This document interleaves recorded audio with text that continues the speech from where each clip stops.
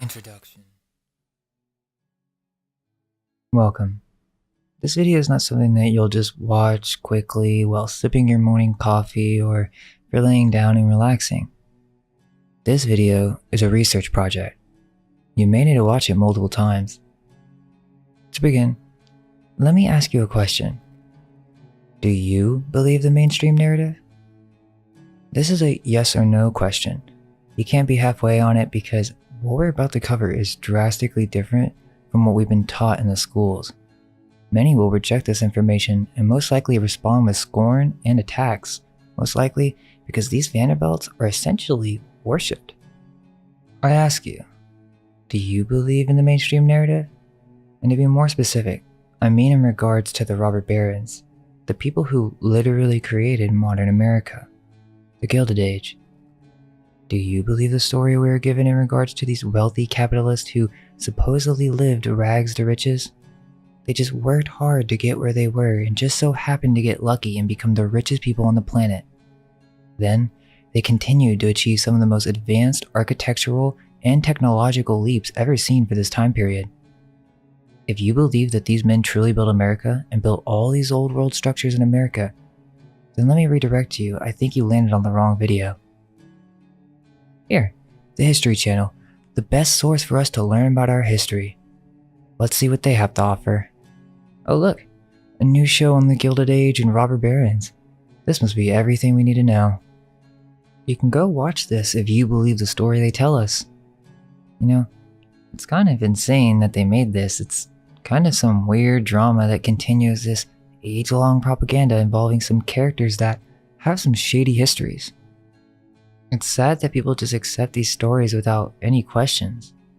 I thought the History Channel was there to educate us. Well, I believe that these robber barons and all their achievements deserve to be questioned.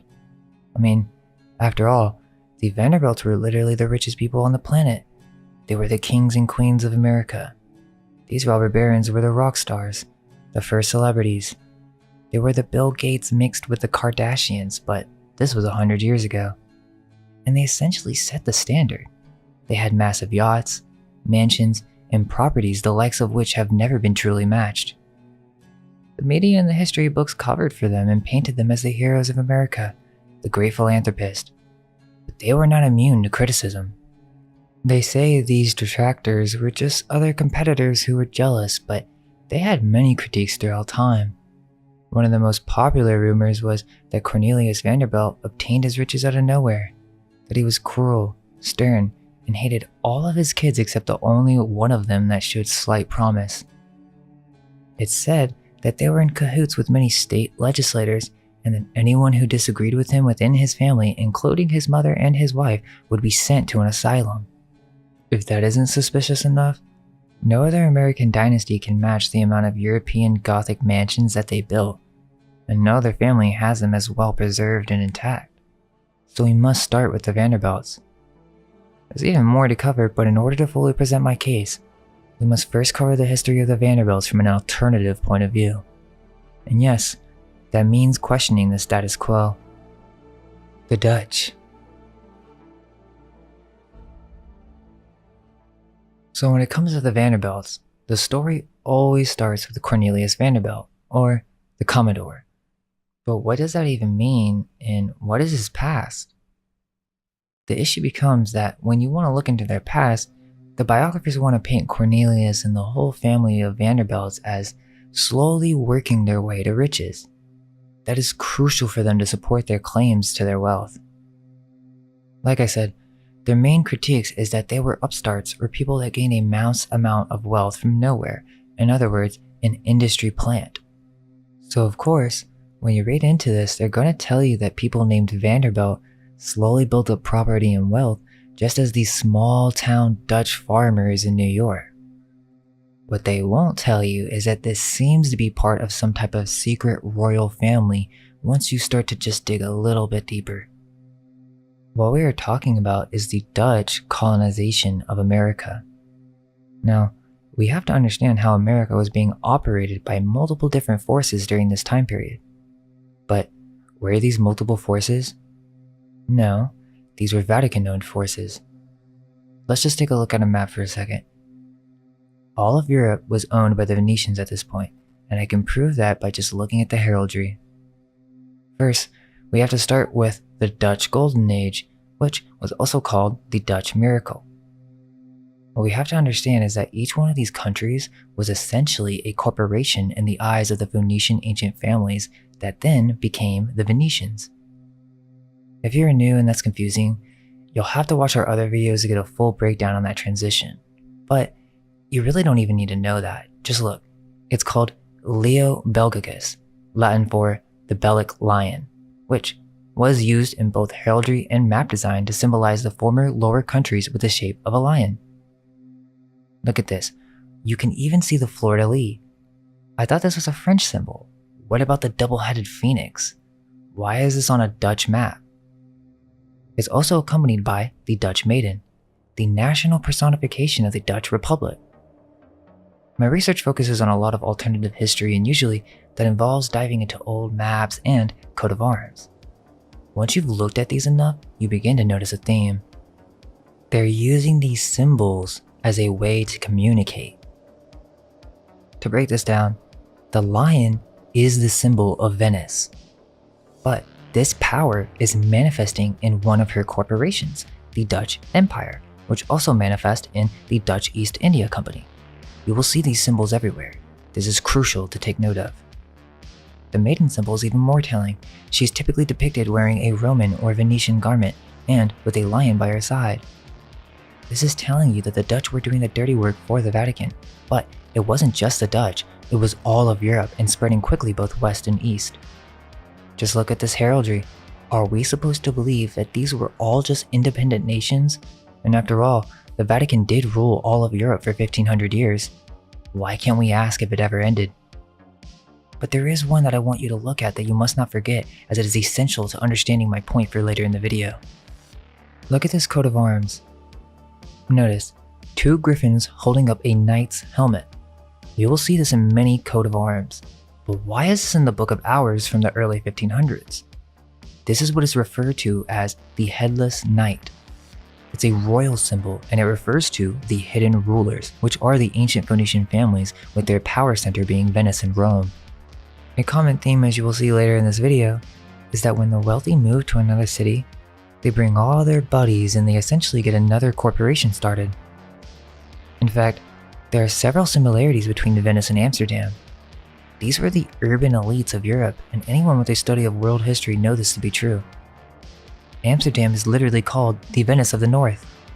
Both the Netherlands and Italy were both having a Renaissance period during this time in the early 16th century. There's also this interesting read comparing the culture between Venice and Amsterdam.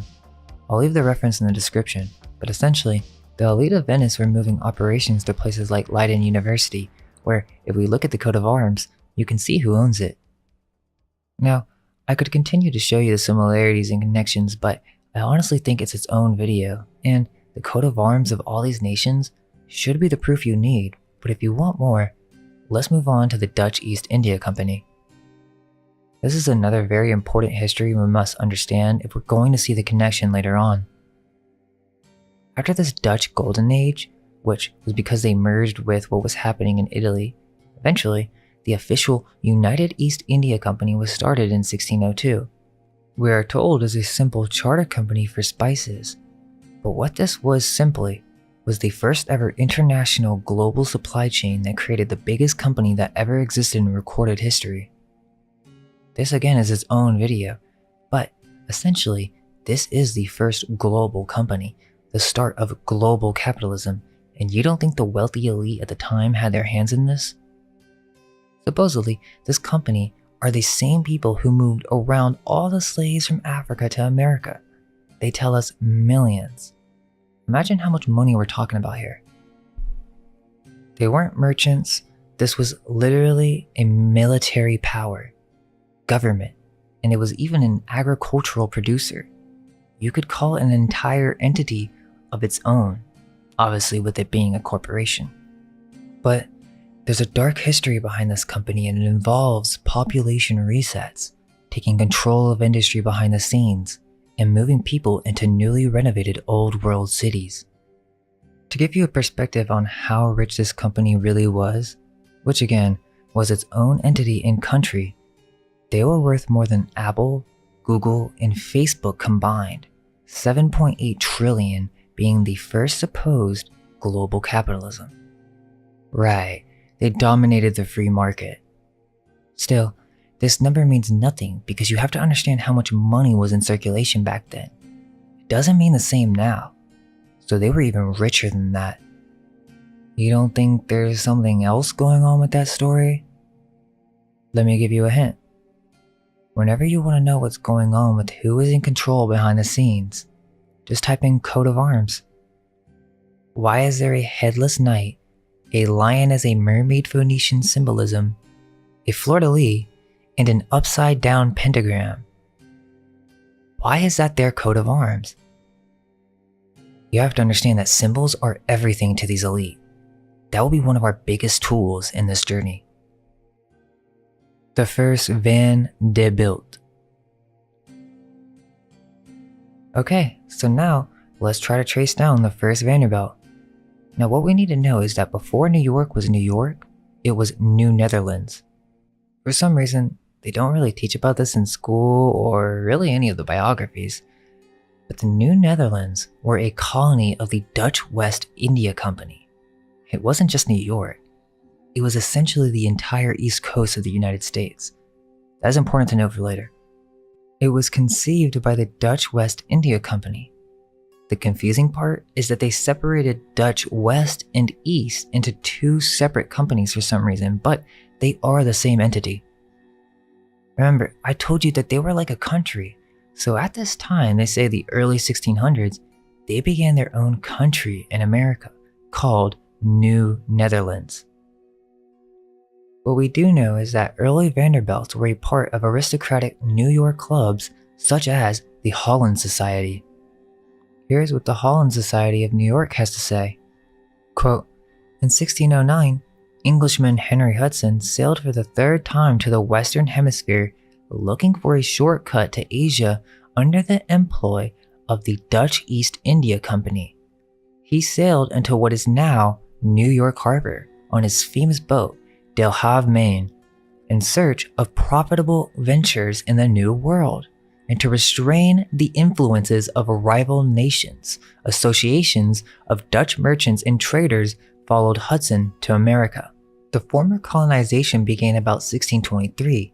The area was called New Netherland and remained under Dutch rule for 40 years, even though the Dutch relinquished their rule to the English in 1664 and again in 1675.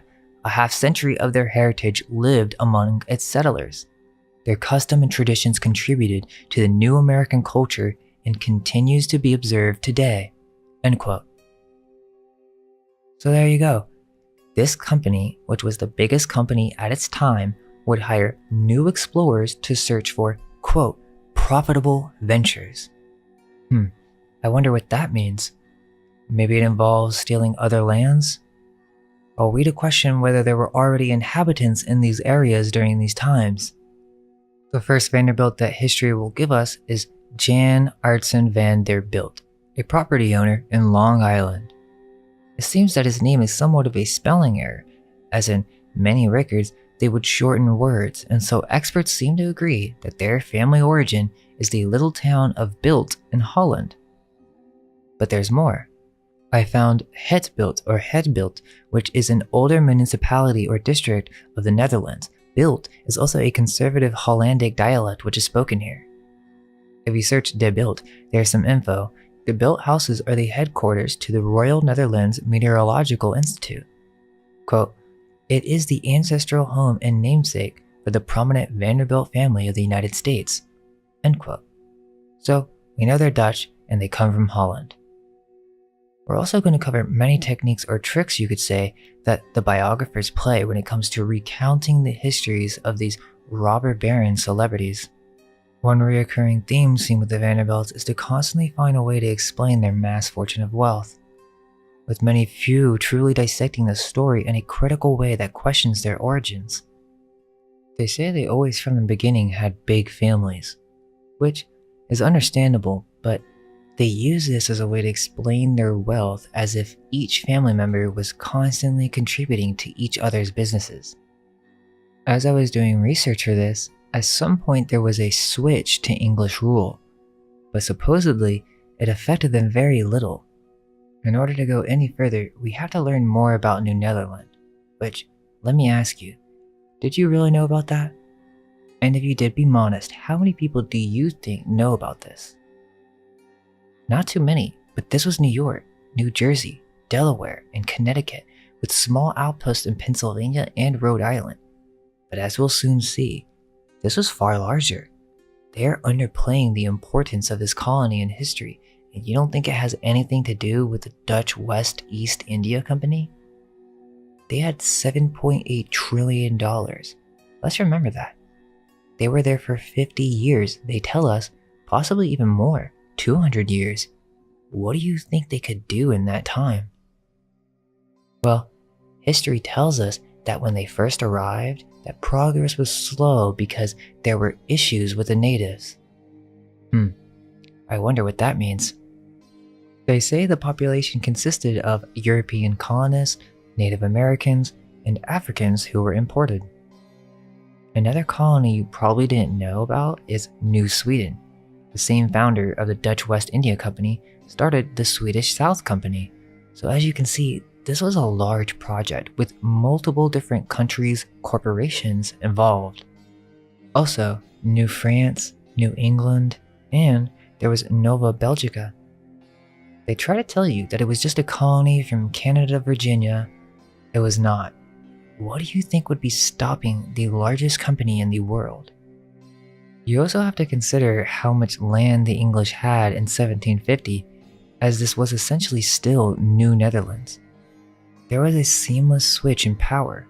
I'm saying that they're one and the same, so yes, it was the entire East Coast. Actually, it was more.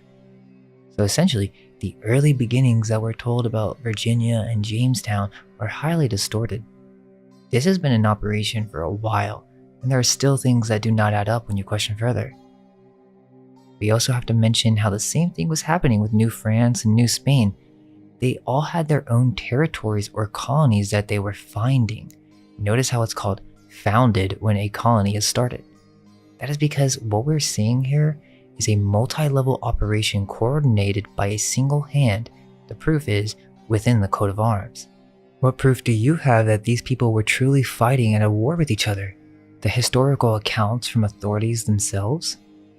Also, notice for some reason that there are these quotes, unclaimed lands. Why would they just stop exploring in such specific areas? They were all in cahoots. They just have to make it seem like all these different corporations were trying to fight for power. Remember, that's the illusion of big business. This was the biggest business at that time. This was Venice, the lion, the fleur-de-lis, which really is just a decorative sword. They all share the same ruler. Now, skeptics say, what proof do you have of this? You must begin your research and ask the same questions. Resources will be provided, but do you really think the people that tell us our history are just going to hold our hands and explain every single detail? No. They'll tell you what they want you to hear and inform their brothers within their heraldry. This was multiple projects, and they could have been competing against each other as different ventures, like when a crazy tycoon starts multiple business projects under different names. You see this in movies all the time. That is what these different countries were: Spain, Britain, France, Netherlands. But who owned them? So essentially, the true origin cannot be trusted when it comes to these biographies. We'll be presenting an alternative soon, but first we must continue so that you can see how this all connects in just a moment. The story picks up with Jacob Vanderbilt, who is the supposed grandson of Jan Artson, and when he got married, his grandpa just gave him 100 acres of land, I guess. This was early Staten Island when it was known as New Dorp. They constantly like to mention that This was just a bunch of farmers at this time, just doing what they could. Yeah, for who? Who were they selling to? I wonder, were they workers of the Dutch East India Company? I would think so, since the entire country was founded by them, so they were the kings, the founders of the company. They own all the farmland. One thing that I found very interesting when looking up the Vanderbilts was this connection to the Moravian Brethren, a German evangelical sect which came from the Bohemian Protestant martyr John Huss of the early 15th century. Bohemia is another Roman-created corporation. Again, why do all these countries have the same coat of arms? How are we not to conclude that they were all under one rule? Why is this lion everywhere? The double-headed phoenix? The headless knight? I know these symbols. These are all the same people. There's so much that is confusing about this history, such as duplicate names of people, weird religious names as if it's symbolism, and just very strange things in general. The first thing is that they're basically saying that they were just having babies like crazy, and that they were very specific about marriage. They would only marry the higher class people of the town, such as legislators, and in some cases, they intermarried with first cousins. So, this was a very tight-knit group.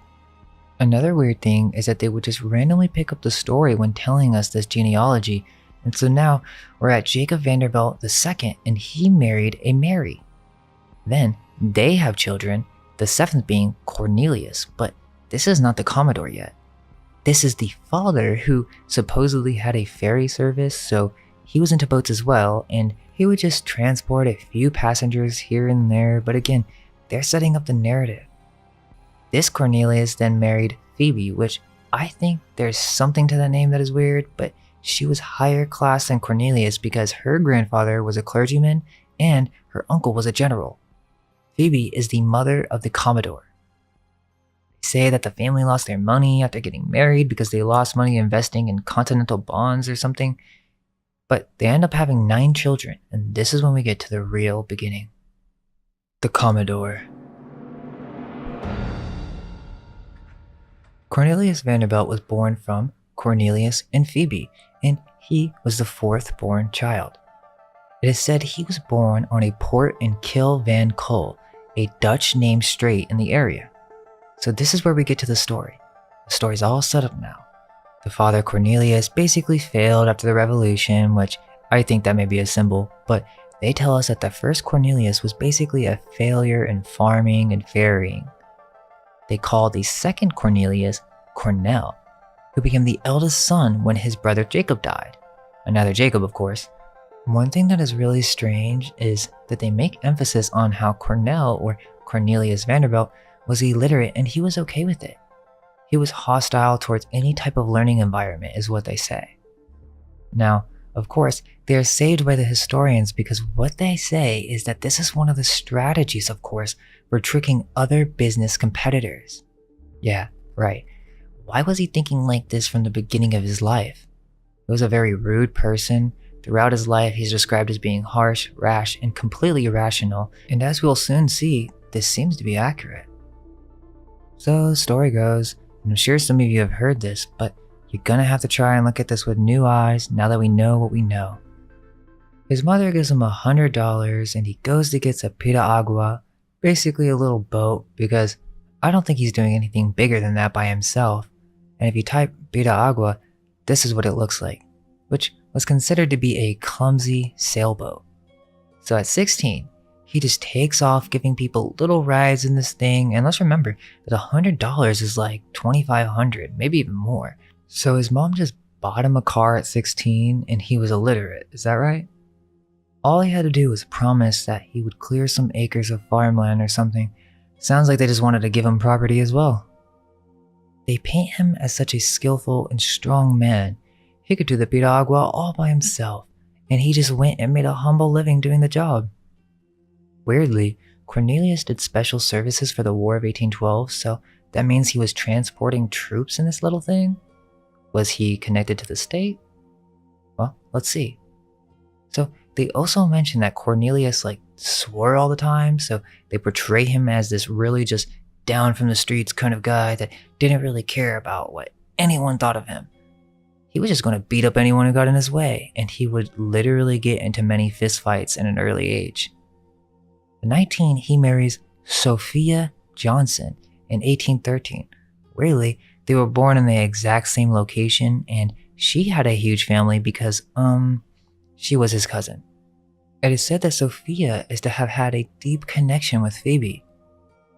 Find that all very strange, but let's continue. Okay, so that's his beginning.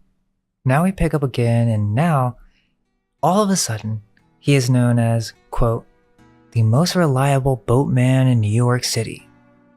Well, wait, what? We're gonna need more explanation on that. No, they say that now he's all of a sudden building schooners and operating on the, would you look at that, Hudson River. What do we know now about the Dutch origins of the Hudson River? Anyhow, he would transport passengers, cargo, fish, and fruit that he just, he was a hard worker, and so he would even just move his entire supply on shore all by himself. Now we get to the steamboats. This could be its own video, but we must cover it in this chapter as it is deeply integrated with the Vanderbilts. They tell us in mainstream history that Robert Fulton created the first steamboat, and that the first steam engine is created by Thomas Newcomen in 1712. Newcomen. Want to hear something interesting? Type in Newcomen coat of arms. You begin to see all these coat of arms in family crest, all with the same symbols. Now at first I thought this was just something with like digital stores where they would just paste old names on coat of arms for whatever reason, and people wanted to look it up and have a cool way to get a print or something. But no. Listen to this. Quote, started as a way to identify, quote, units on the battlefield.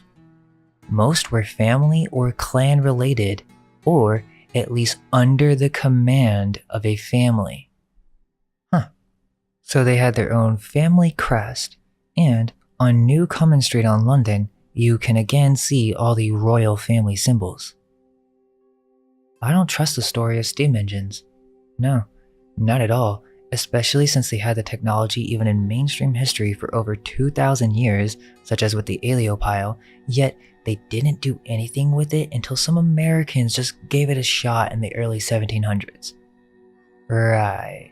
And you don't think the biggest company in the world at the time wasn't going to want to have anything to do with it? You don't think higher elites would want to keep certain technologies from the public? Okay, so let me get this straight. So it's okay for you to believe that UFOs are some secret, but you don't think the governments in the past were keeping certain technologies behind the curtain? No, this is what they don't tell you. The steamboats were not new at this time, but they want to play it as if the steamboats were just some early technology and people just laughed at them because they were these small little things that made all this noise, and they really just didn't compare when it comes to these large sailboats that quietly made their course. Or that's what they want us to believe.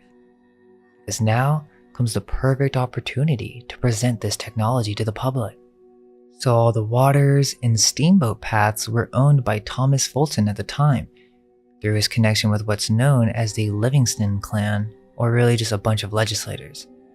They basically got control of these areas for a short period of time. Supposedly, the Union line of steamboats were not too happy with this decision, so they got it reversed. Which is weird. Supposedly this guy Thomas Gibbons, who did the Union line from New York to Philly, helped get a law going that would put any officer in state prison for trying to arrest a citizen for steamboating in New Jersey. I have to mention this guy because he basically hires Cornelius, and they never really explain how they met or anything. Only that he just started working for Thomas in 1818.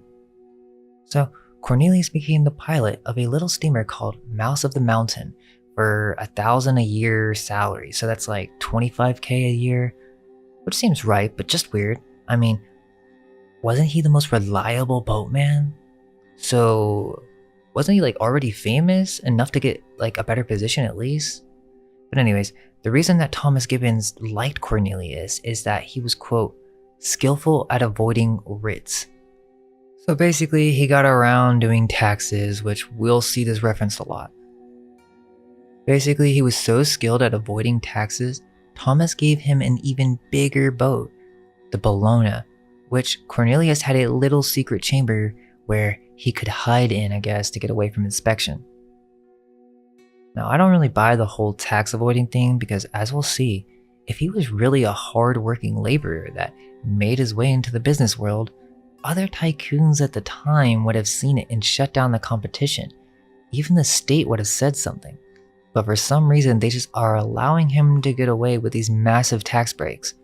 It also kind of debunks his whole being legitimate in his way to riches, which is strange because this is one of the main reasons he gets all his wealth. But anyways, while this is all happening, they tell us that he also had time to take over the management of a dilapidated hotel in New Brunswick called Bologna Hall. He'd drop off his own passengers from the trip, so that's fishy, but get this. He puts Sophie in charge of the place, and I guess she fixed it all up and operated the whole thing while birthing 13 children? 13 children? I mean, that's more than a dozen, guys. Just think about that, and he was making only $20,000 a year. They tell you this because they have to give you other ventures he was in to explain how he became so successful. Now the story picks up, and it's 1829. Almost a decade passes by. Now supposedly, Cornelius had enough money from his job with Thomas and the inn to basically quit the Union line, and he moved his family to New York City. Now, this doesn't really make sense, and I do think the burden of proof is on these people recounting the story to us. Now, out of nowhere, he somehow has the money to build multiple of his own steamboats. There is no explanation for this, but eventually, he had more than 100 boats and became known as the King of Long Island. Well, the explanation is that he was just a hard-working businessman. But like I said, that is the mainstream narrative. Why should we just accept blindly what we're told by the media and historians that represent these people?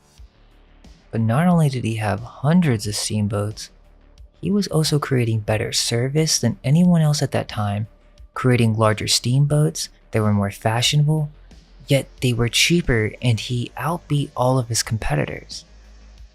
Wait, how? I thought he didn't even go to school. How is he just defeating all of the other businesses at the time? You will see throughout the story, the Vanderbilts will do whatever they can to get rid of their competition, even if that involved lowering their prices. The truth is, this scheme would never have worked. He would have had growing costs as they expanded. There's no way he could afford it by undercutting everyone else and innovating new and creative features such as more comfortable cabins. Not only that, but he for some reason never decided to insure any of his boats. They say this is the reason that made him so successful, that he just rather focus on good service and good captains rather than have anything insured. Seems like he was carefree if you ask me. He made a lot of money during the time between 1829 and 1850. He made over $30,000 a year, which equals $1 million a year. And again, this isn't an accurate conversion as this already made him one of the richest New Yorkers. So that would more accurately be even more money once you consider the amount of money in circulation. So, he is now one of the wealthiest New York elite. That's the first stage of the story. The steamboat famous Staten Island story is what we'll call it. Interestingly, monitoring the lives of rich people was super popular back then, kind of like today. That's why we should really just call them celebrities. One of their supporters in the media, Moses Yale Beach, another figure that history tells us about involving this guy who was the inventor of the Associated Press. Meaning, this was literally the guy who started news in America. This was also the founder of multiple New York publishers, the first being The Sun. He said that Cornelius had $500,000. And honestly, I'm not going to keep repeating myself when it comes to these inflation calculators. I don't trust this at all when we're talking about large amounts of money. But the mainstream says this is $16 million, which made him one of the richest men in New York. So now, we get to why he's called the Commodore. Well, it's supposed to be because he was skilled at being a captain. But wait, he was just skilled at avoiding taxes if I remember, and he was strong, but how did he become the best captain in the world?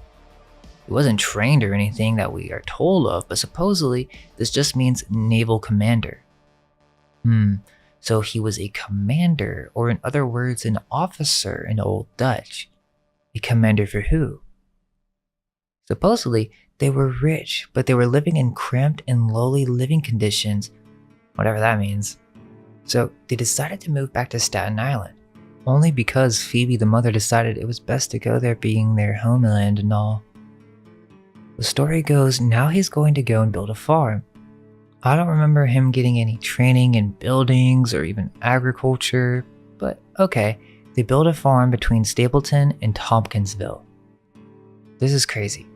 Whether you believe in Tartaria or not, this is proof of old world architecture being converted into modern buildings.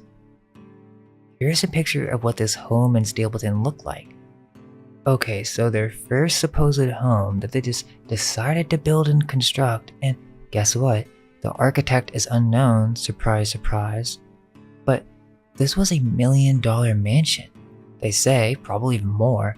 Remember, this was 40 feet tall, the ceilings on each floor were 12 feet tall, and the rooms were, quote, very large. And this is their first piece of architecture, which is the first building or mansion that we know of that was supposedly built by these Vanderbilts.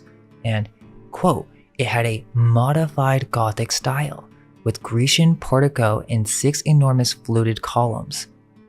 Here, Cornelius indulged in his 3 pleasures: good whiskey, cigars, and horses. Yeah, right. Okay, where did he get the inspiration behind this?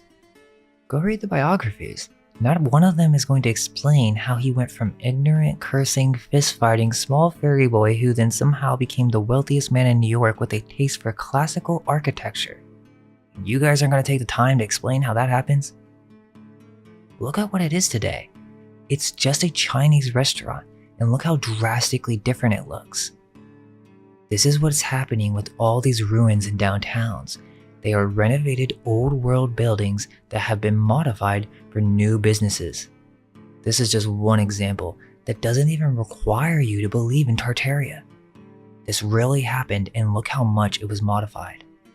Now, of course, this is if you believe the mainstream narrative, but just look at it.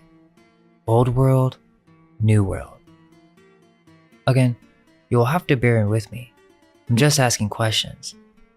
So I'm assuming their whole family was living here, and very soon, the Commodore had children and they were having husbands that the Commodore would then give jobs to basically everyone in the family, which seems to me just a family tradition from their ancestry. He was very stern and would really just ignore most of his children. He basically hated the one who was named after him, Cornelius Jeremiah. So I guess this guy was addicted to gambling and was just a failure, and so his father called him a weakling, and then Cornelius Jeremiah ran away to California somehow. But then he was arrested on orders of his father and brought to guess where? Bloomingdale Asylum for the Insane. This seems to be the Commodore's main method for dealing with his family problems. Now his other son, William Henry, the Commodore saw somewhat of a chance in him, but he was still constantly in bad health, and so the Commodore would always make him feel bad because of it. And also, he himself never really got sick for some reason. So, William Henry was skilled at lending money, I guess, meaning he worked in the banks, and his father gave him an allowance because he was his favorite. Well, William Henry had supporters like Horace Greeley at the New York Tribune. They were deeply connected with the press, as I mentioned earlier. Okay, so here we go. Notice how we haven't mentioned Dutch in a while. It's because the story really doesn't want to emphasize it that much. But William Henry marries Maria Louisa Keesum, the daughter of a pastor of the Reformed Dutch Church. Again, another prominent member. So I guess William got into writing business letters, or I don't know, they really don't really explain it. But then he gets really ill, and this just really pisses off the Commodore, so William gets exiled from New York and had to stay in Staten Island. These parents controlled every move of their children. William Henry becomes a farmer, and this is another weird thing connecting to the last video if you haven't seen it. But basically, the soil on Staten Island was horrible, so they had to import horse poop from Manhattan in order to fertilize the soil. They never actually say it's horse poop, all they say it's fertilizer. Whatever that means. So William starts his own farm with all this new soil, and his dad is like, "Oh wow, this is impressive, son." I guess the Commodore was starting to be interested in horse railways all of a sudden, and he just decided, you know what, I'm gonna buy all this from my son and just use it for the street railways, right? They're trying to act like they went their separate ways, and the father was just impressed, so they made a deal with each other, but William earned the Commodore's respect because he somehow got the better of the situation. What are you talking about? He's your father. He's the richest dude in New York. Of course he has the upper hand. He gives you allowance. This is just another Commodore business, but okay. They decide, let's fix the Staten Island railroad system because supposedly at the time, it had no money in it or it was in horrible condition. They tell us that this was just 13 miles and it was in horrible shape and all this stuff, but that can mean there were only 13 miles of usable tracks. Again, I think everything is up for question, even the history of these railroads which they tell us about. For example, they say from 1863 and 1869, so in less than 6 years, they built 2,000 miles of railroad across the US. Not only that, but there's evidence of railroad tracks being in America from the 1700s in Nova Scotia. This is not a new technology. Quote, from the years 1839 to 1842, he was a banking business as a clerk. This is of course William Henry. When he started, his salary was $150,000 per annum. In the second year, it increased to $300,000 per year.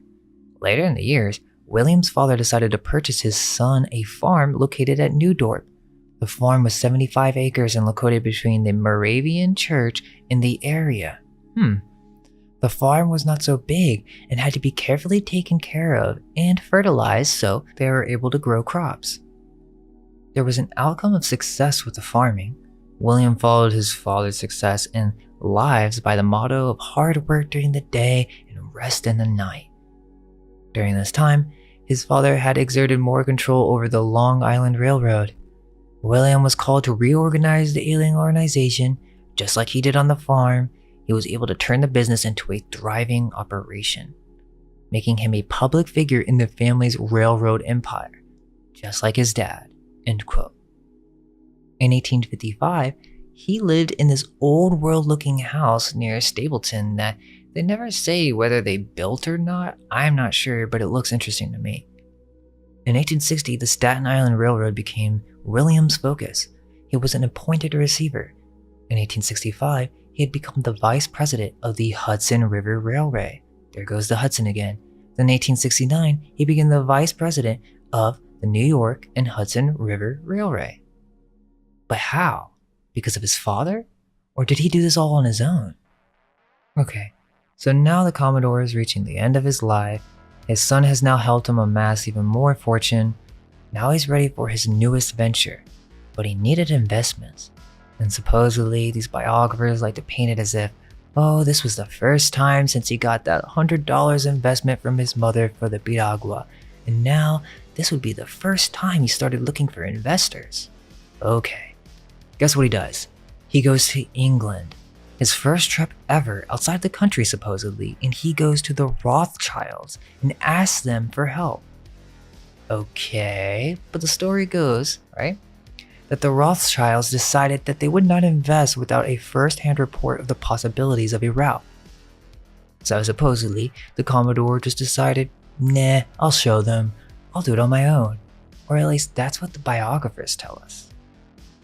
I forgot to mention, but one of the Commodore's first steamboats that he built for himself was named after him, and I wanted to show you a picture of what it looked like. Supposedly, it was designed by him, they tell us. Oh yeah? With what expertise? Look how massive this is. This is like 1847. So in 1850, he had another ship called Prometheus, which, again, you'll see this theme, all of his boats have weird names. The first one is called Bellona, which is eerily similar to Leo Belgicus. It's just a different spelling. Bellana, Belleona. But anyways, now we have Prometheus, the Lightbringer. He goes and basically takes over the Nicaraguan government and somehow getting permission to establish an entirely new business in their waters, and they were just cool with it. This was a 9-day trip from New York to Greytown, which was an extremely overcomplicated route that many say was literally innavigable, or at least this is what everyone believed. So it was from New York to Greytown, then they would get transferred to Central America, then from there they were taking up the coast to California. And this is what they say was his new business venture. It was called, quote, New and Independent Line for California via Nicaragua. They brought over thousands of people who wanted to join in on the gold rush, but you really gotta think, why would the richest man in America right now, why would he want to get people to come into California and find gold? Why wouldn't he just go there in private and hire men to get all the gold himself? Is it because there is something else going on with this whole gold rush story? Maybe it's because they were repopulating these newly conquered areas and this was a repopulation event, not a business venture offering low affordable transport across the United States. If they were really selling a gold rush experience, that ticket would be so expensive. Who's going to pay for such a long trip like that wanting to get into the gold rush? Poor families looking for the lottery? How do they have the money for such a trip? Yet they tell us thousands of people took this trip and came to California. There were also terrible steamboat tragedies, including one event that almost killed 200 passengers. So, after making a profit on that, he sells all his shares and then truly becomes one of the wealthiest people in the world. You don't think that would garner any attention? After his shares were bought, he had 11 million they tell us in 1853. Which is worth almost $1 trillion already, maybe half a trillion, but like I said, this whole conversion process is messed up. Okay, so now we get to a really weird story. During this time, he decides that it's time for a European vacation with all of his family, so he builds a special ship for this called the North Star. Okay, this was an ocean steamboat yacht, and it was the largest to ever be built for a private individual, weight of total 2,500 tons. The amenities were beyond glorious. Family staterooms, each decorated in different color combinations, green and gold, or crimson and gold for example. Berths were put with these massive heavy lace curtains. Now, I'm not sure why people believe this, as there is no evidence that this yacht existed to my knowledge. All I could find were engravings and models, but after World War I, it was supposedly given to the British and Canadian governments. So anyways, they get the family together and leave some members out for whatever reason, and they're ready to set sail, but some firemen are like, we want higher wages, and the Commodore just says nope and fires them, and then hires new people or something. I don't know, I thought he believes in hard laborers, but he's like a prince now, so he doesn't have time for arguing. Mainstream history tells us that they left Staten Island and made it to Southampton, England in less than 10 days, which was an extremely fast time, maybe even a record for its time period, especially for a newly constructed yacht. They tell us that when they arrived, the British were just clueless to what was going on. A confused reporter from the London Daily News said, quote, he has come by train from Southampton and left his private yacht in the dock at the port. It's a monster steamer, and they basically describe it as being more magnificent than the Queen's yacht. I can't really believe this event because that would just be seen as disrespect. But no, they were invited to a soiree at the Lord Mayor of London's mansion house. They went, but the Commodore refused to make a speech. He was known for never speaking in public. Did you hear that? He was antisocial and refused to make any type of public appearances. That's important to note. Then the family set sail to St. Petersburg, and they hung out with the Grand Duke Constantine, an admiral of the Russian royalty. The story goes that this was the Commodore's first meeting with any type of royalty. No connection with any of these people at all, and they're just so impressed with this American. And you know what? They even saw them as equals. That's what the biographies say, I'm not even kidding. They visited a variety of Italian cities, another important part of their trip, in which they visited Florence, where they seem to have had a meeting with the sculptor Hiram Powers. They stopped shortly in Constantinople and returned to America, but the story says that they covered over 15,000 miles in only 58 days, or less than 2 months. Another common thing that you'll see is that there aren't too many of these expensive Gilded Age steamboat yachts. You would think that we would have hundreds preserved, but no, that's not the case. They tell us that there were 11,000 steamboats in America. That's not even considering the world, but supposedly only 5 remain, and they're built after the 1900s. So, after his luxurious trip meeting with dukes and queens, he basically gets into a dispute with the accessory transit company. Something to do with interest, but instead of suing them, the biographies say he took Vanderbiltian measures. He's quoted saying, quote, "The law is too slow. I will ruin you," end quote. Then, we all know the story. He made them bankrupt by blocking their routes. And this is the guy, so we're supposed to trust this guy. He then sold his New York to California shipping line and made a lot of money, around $20 million, but most of it came from his ability to manipulate his stock.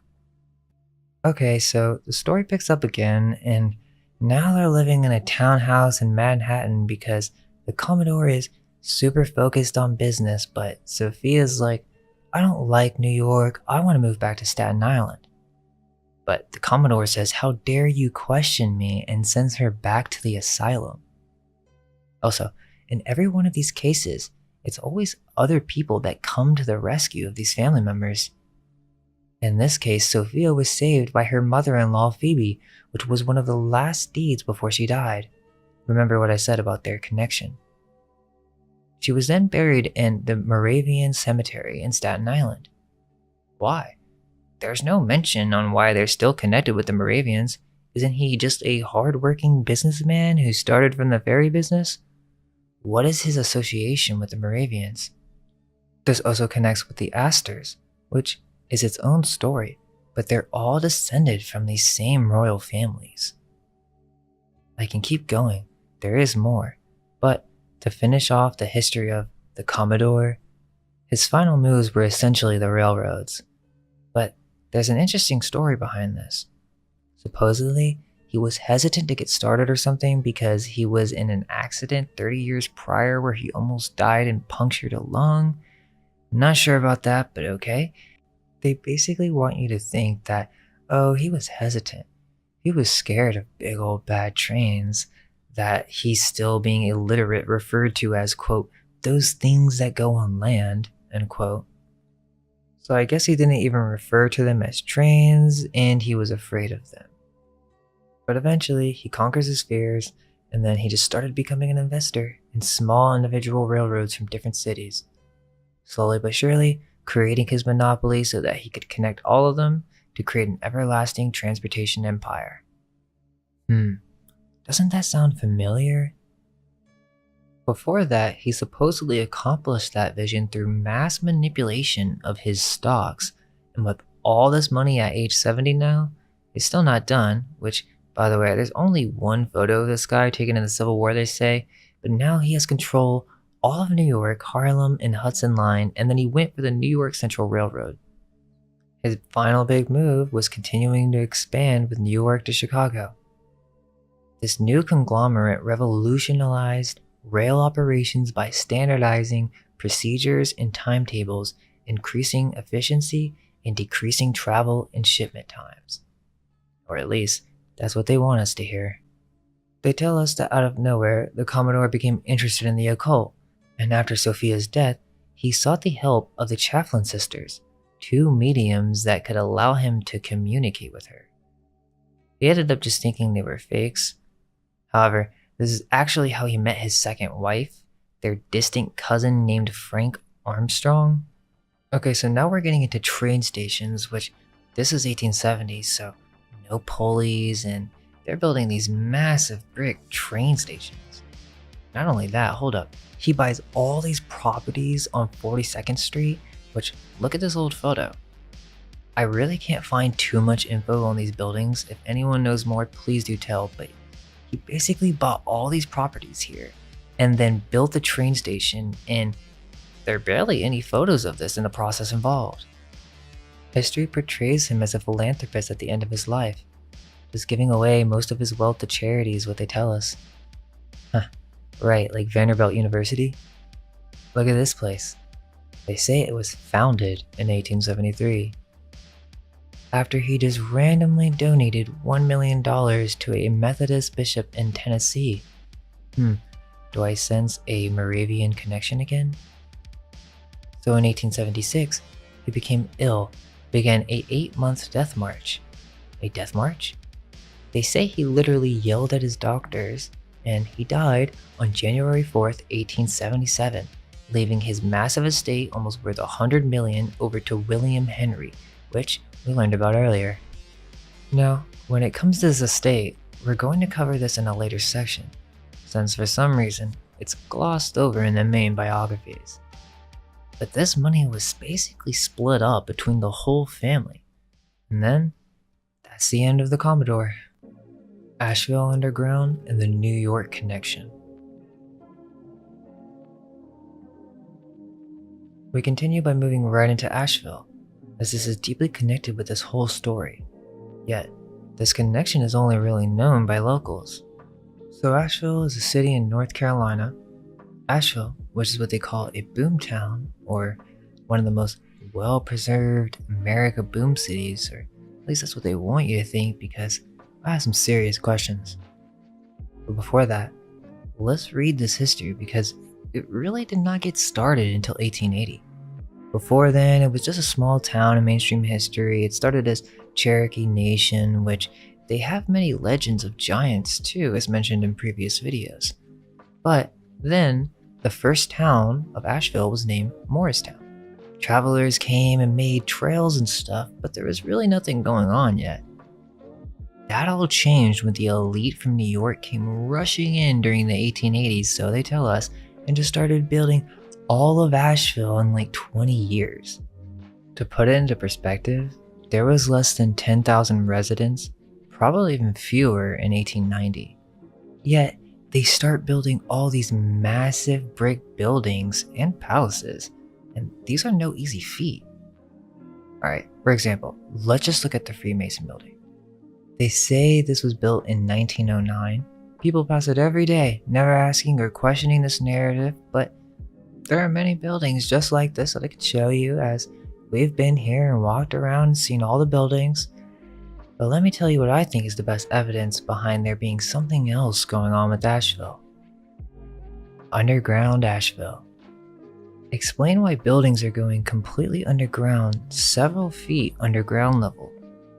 This became apparent as this is actually in all the stores, or most of them. Go visit downtown. And in many of these buildings, they have stairs that go down to the basement where there's more area, right? And you can clearly see that this is a lower level of an older building.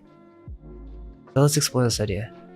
Now, we have to understand that these theories that we're going to deal with, they revolve around this topic of trust, because remember, this whole video is a journey of someone who doubts the mainstream narrative. So this is all about what information should we trust, which information is a cover-up, and so on. So what you will see with these underground sections of the city is that they've been labeled as some prohibition scheme where they dug down or something and created these passageways for selling in secret. I don't buy that story at all, but okay, let's start with that. Underground tunnels is tonight's Ask 13. News 13's Frank Fraboni is with us. And Frank, could there be truth to the rumors?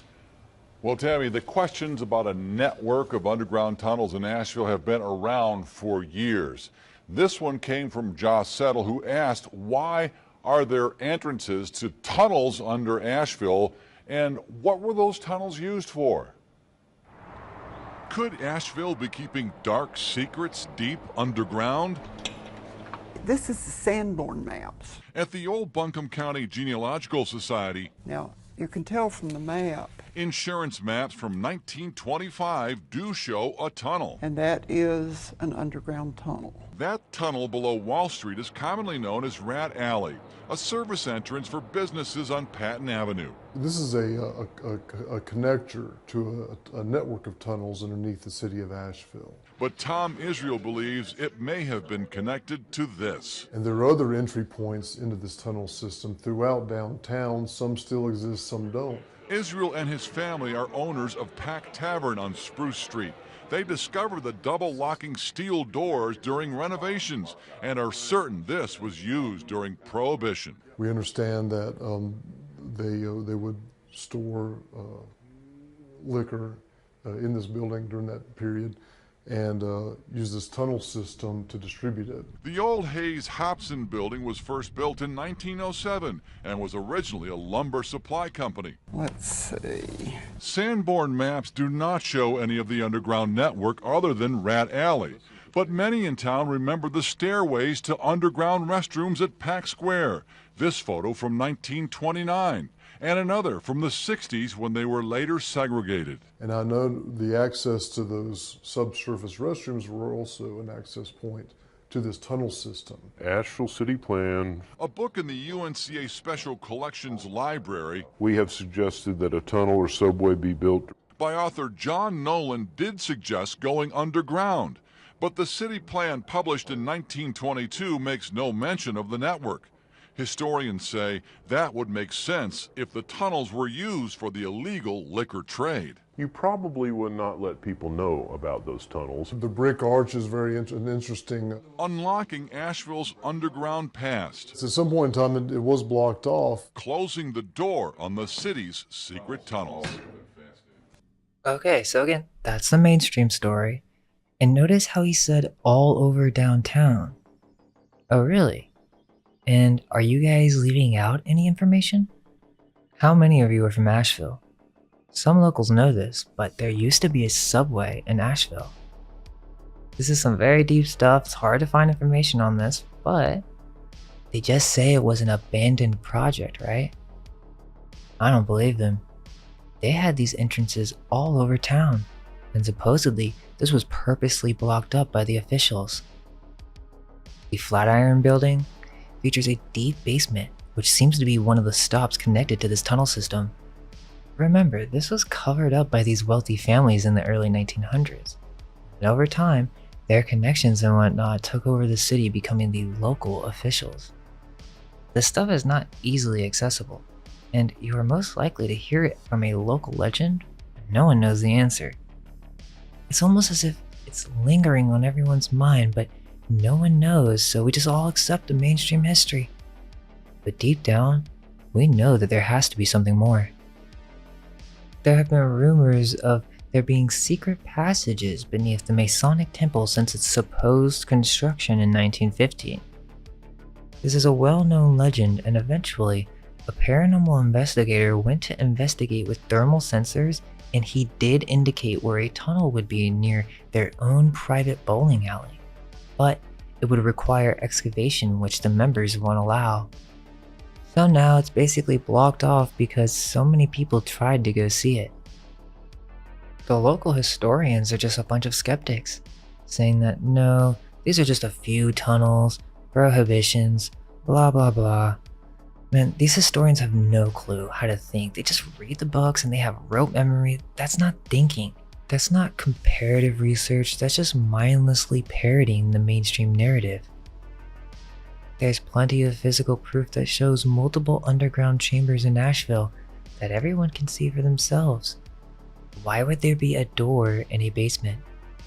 Throughout the 20th century, different businesses and their owners would renovate and modify this old building. What did you think the first time you walked in this building?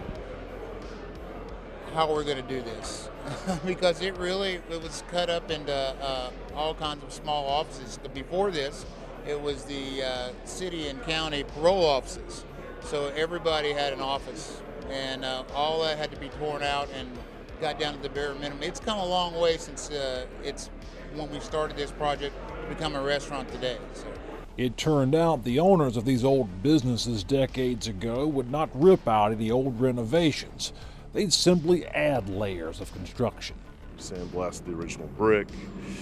We took up 3 layers of hardwood floor to get to the original. Literally 100 years of, I guess, progress rolled back to the original state. Nature. And the developers didn't realize the significance of what they'd find in the basement and how it would spark their creativity. This just kind of jumped out at us. This giant tunnel in the basement made its history clear. The Pax Tavern basement features an old entranceway to a tunnel system that was used to run bootleg liquor underground between downtown Asheville buildings. The entrance features 2 heavy iron doors. Stuart Coleman gave us a tour. This tunnel here, it had access to a series of tunnels on the other side, and it had a double locking mechanism that locked. You lock inside. You lock yourself in and you lock other people out. So these tunnels, were they really a secret to the authorities, or were they a secret officially, but everyone knew what was going on down here? They were not secret because they run even under the Masonic Temple, and they run up here in front of the Biltmore building, and they discovered them in the park when they were redoing the vitalization of the park. There was a series of 4 tunnels that crossed over each other, and they were severed also by utilities. So it's kind of a similar video, but did you hear what that guy said? What would be the implications of there being tunnels that go all the way to the Biltmore? So this is what they tell us. They just built this whole city, which is completely on a hilly landscape with all these interconnected underground tunnel systems, basements with doors, a supposed subway project. How the heck did they do that in 1880 in such a short time period, and no one's gonna ask any questions? Subterranean levels to a city imply that there were actually the lower level of the building. I know that is not what we're taught, but why else would there be windows and doors in a basement? It's almost unimaginable because the alternative theory is so drastically different from what we have been told in our schools. Our programmed minds trained to react when faced with such cognitive dissonance must label the material as ridiculous, a complete fairy tale. And even though that may be the case, reality is far stranger than we were led to believe. I don't think we know everything about reality, and we deserve to question what we were taught in mainstream history. Do you believe everything we're told about the robber barons? To be honest, I don't, and I deserve that right. They have the burden of proof, and I'm just not convinced. I see red flags everywhere I look, and now that I look at this whole subject with new eyes after looking into Tartaria for so long, you can clearly see that this is some type of propaganda to some degree. I think we can all, or a large majority of us, agree on that statement. They were celebrities, right? They were married to state politicians, right? Let's ask these questions, as it does seem that many people are beginning to wake up during these times. With that, we go to the final chapter. Biltmore, Unveiled.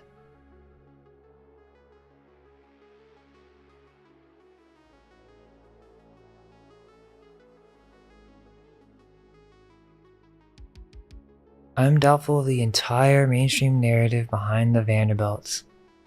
I feel I have the right to say that. We went there. Not only did we go there, we went on the high-end tour and I asked every question I could. Now I'm here not to only break down the history of the house, but also to explain my experience, review, and final thoughts. You don't have to believe a word I say. Feel free to go to the mainstream narrative if you want. That's the official story. I'm just gonna give my opinion.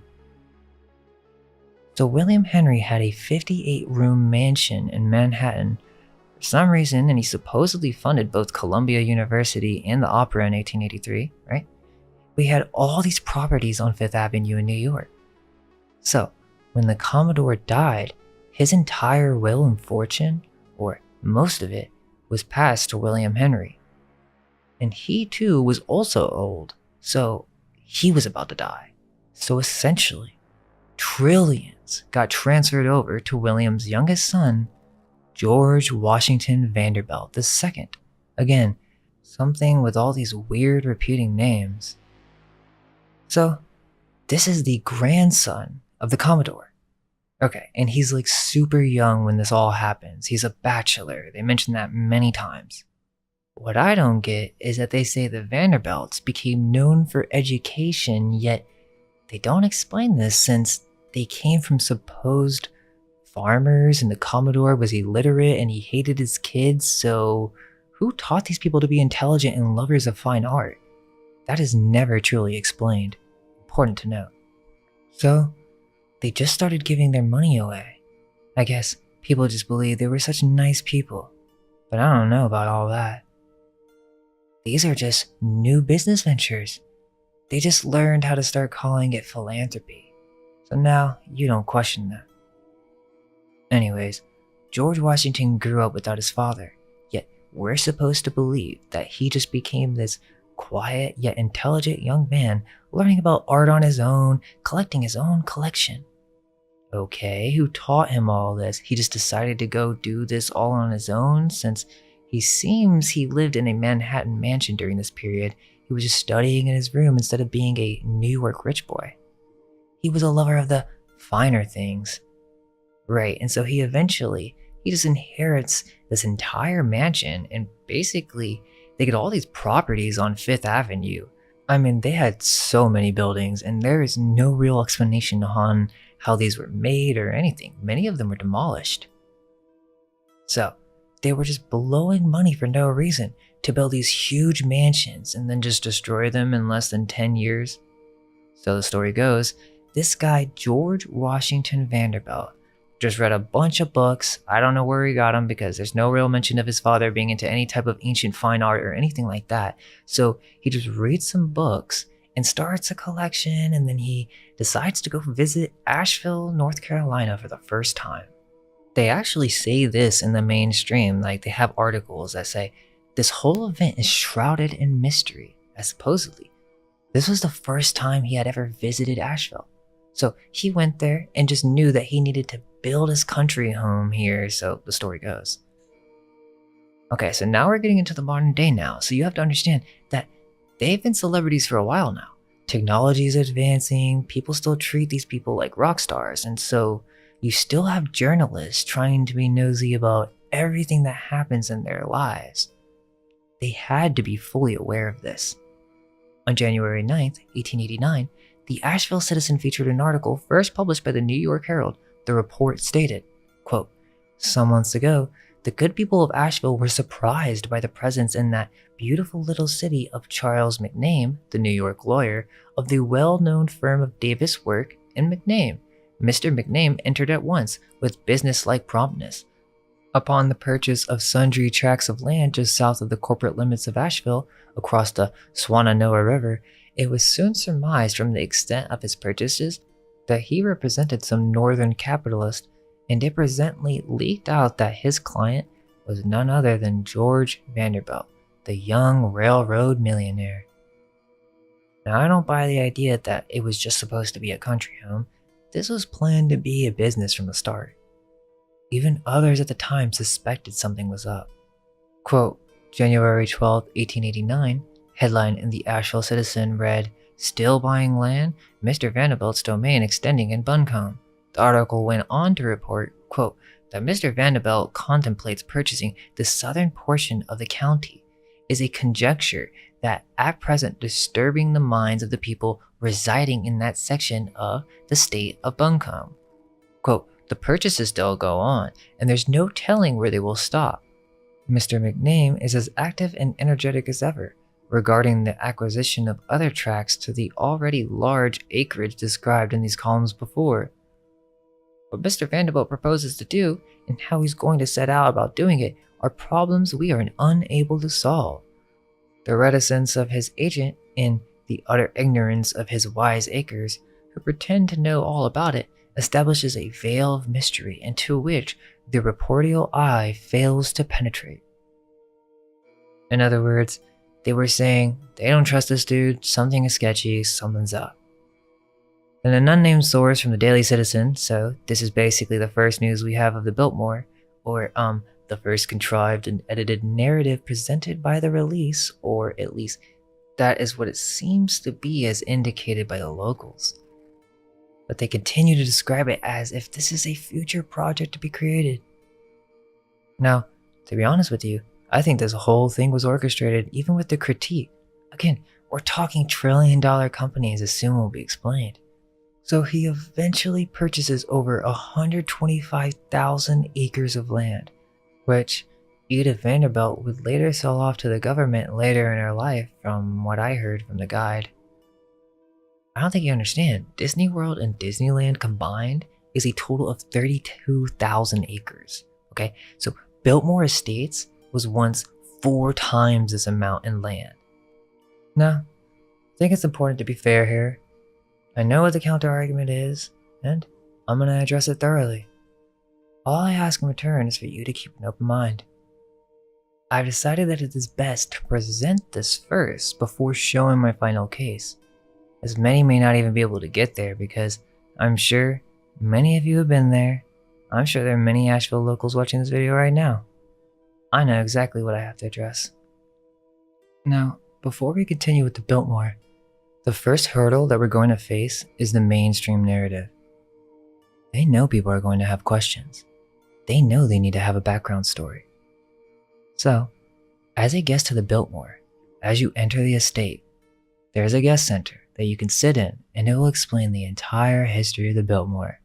If you're here to come and inform me of it, trust me, I sat there and I watched it and it felt like pure propaganda. But if you're interested in hearing an alternative, but you also want me to explain the construction photos, well, here we go. I'm going over it. So first, we're presented with a set of specifically designed photo shoots of the construction of this building. Now, for the majority of the population, this is enough evidence.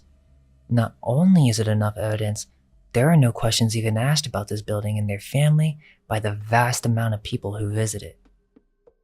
The main and only counter argument is there are construction photos. Okay, well, let's take a look. The first stage is the base stage, where we see an empty land. This is where they got the land ready for the building. Okay, what if I asked the question, is this really the location? I know you may think that's cheap, but please, come on, explain to me why. I don't see how photo manipulation, whether done with the original photos or even digitally, is not even considered for a moment. It almost makes you look like an idiot for even suggesting such a matter. Yet I'm going to bring it up, because I feel it's important to know. Was it possible to Photoshop images in the 1900s?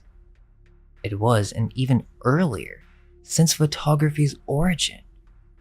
What you could do is take 2 different negatives from completely different photographs and combine them. Let me show you the proof. The first works on compositing from 1857. Now, compositing is the art of layering images. This is a composite image made almost 200 years ago. Look at this. Sure, you can slightly see where the different layers are, but that's pretty phenomenal for this time period. They tell us they didn't have the technology to take photos of these mansions in the 1870s, or there are very few.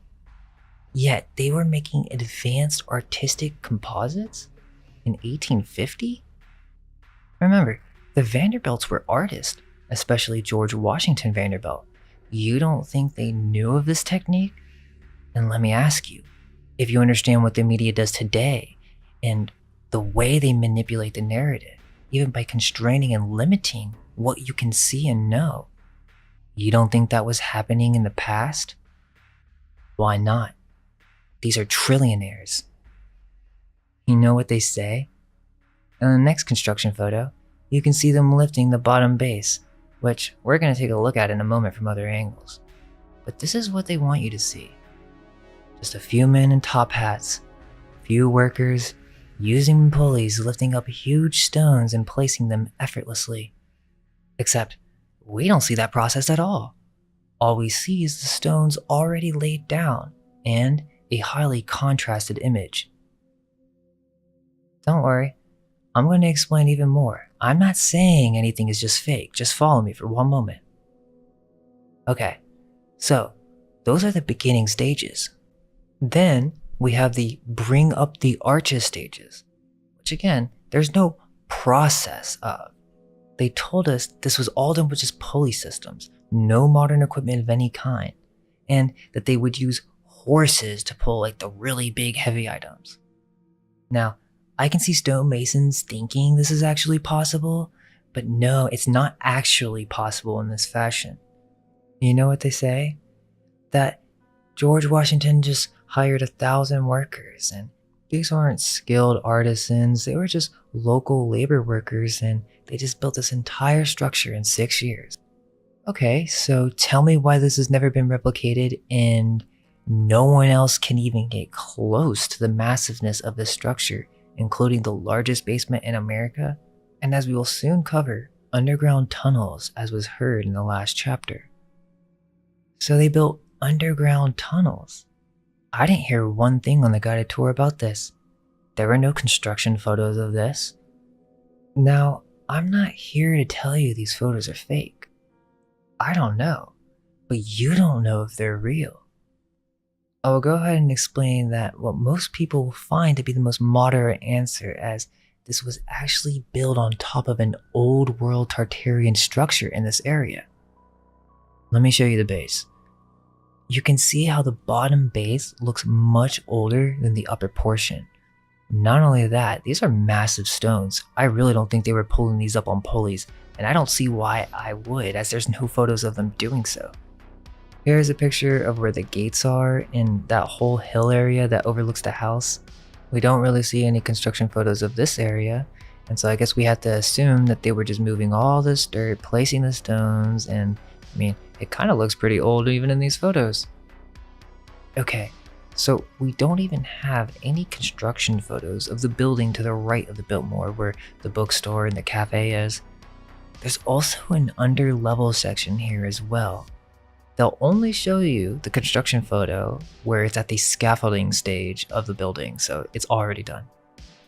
So yeah, just bear with me as there really is so much to cover, including multiple different theories, one involving secret tech, so there really isn't nothing to lose. All the information will be provided, and at the end, you can decide for yourself what you want to believe. I still haven't even presented what I believe to be the case yet.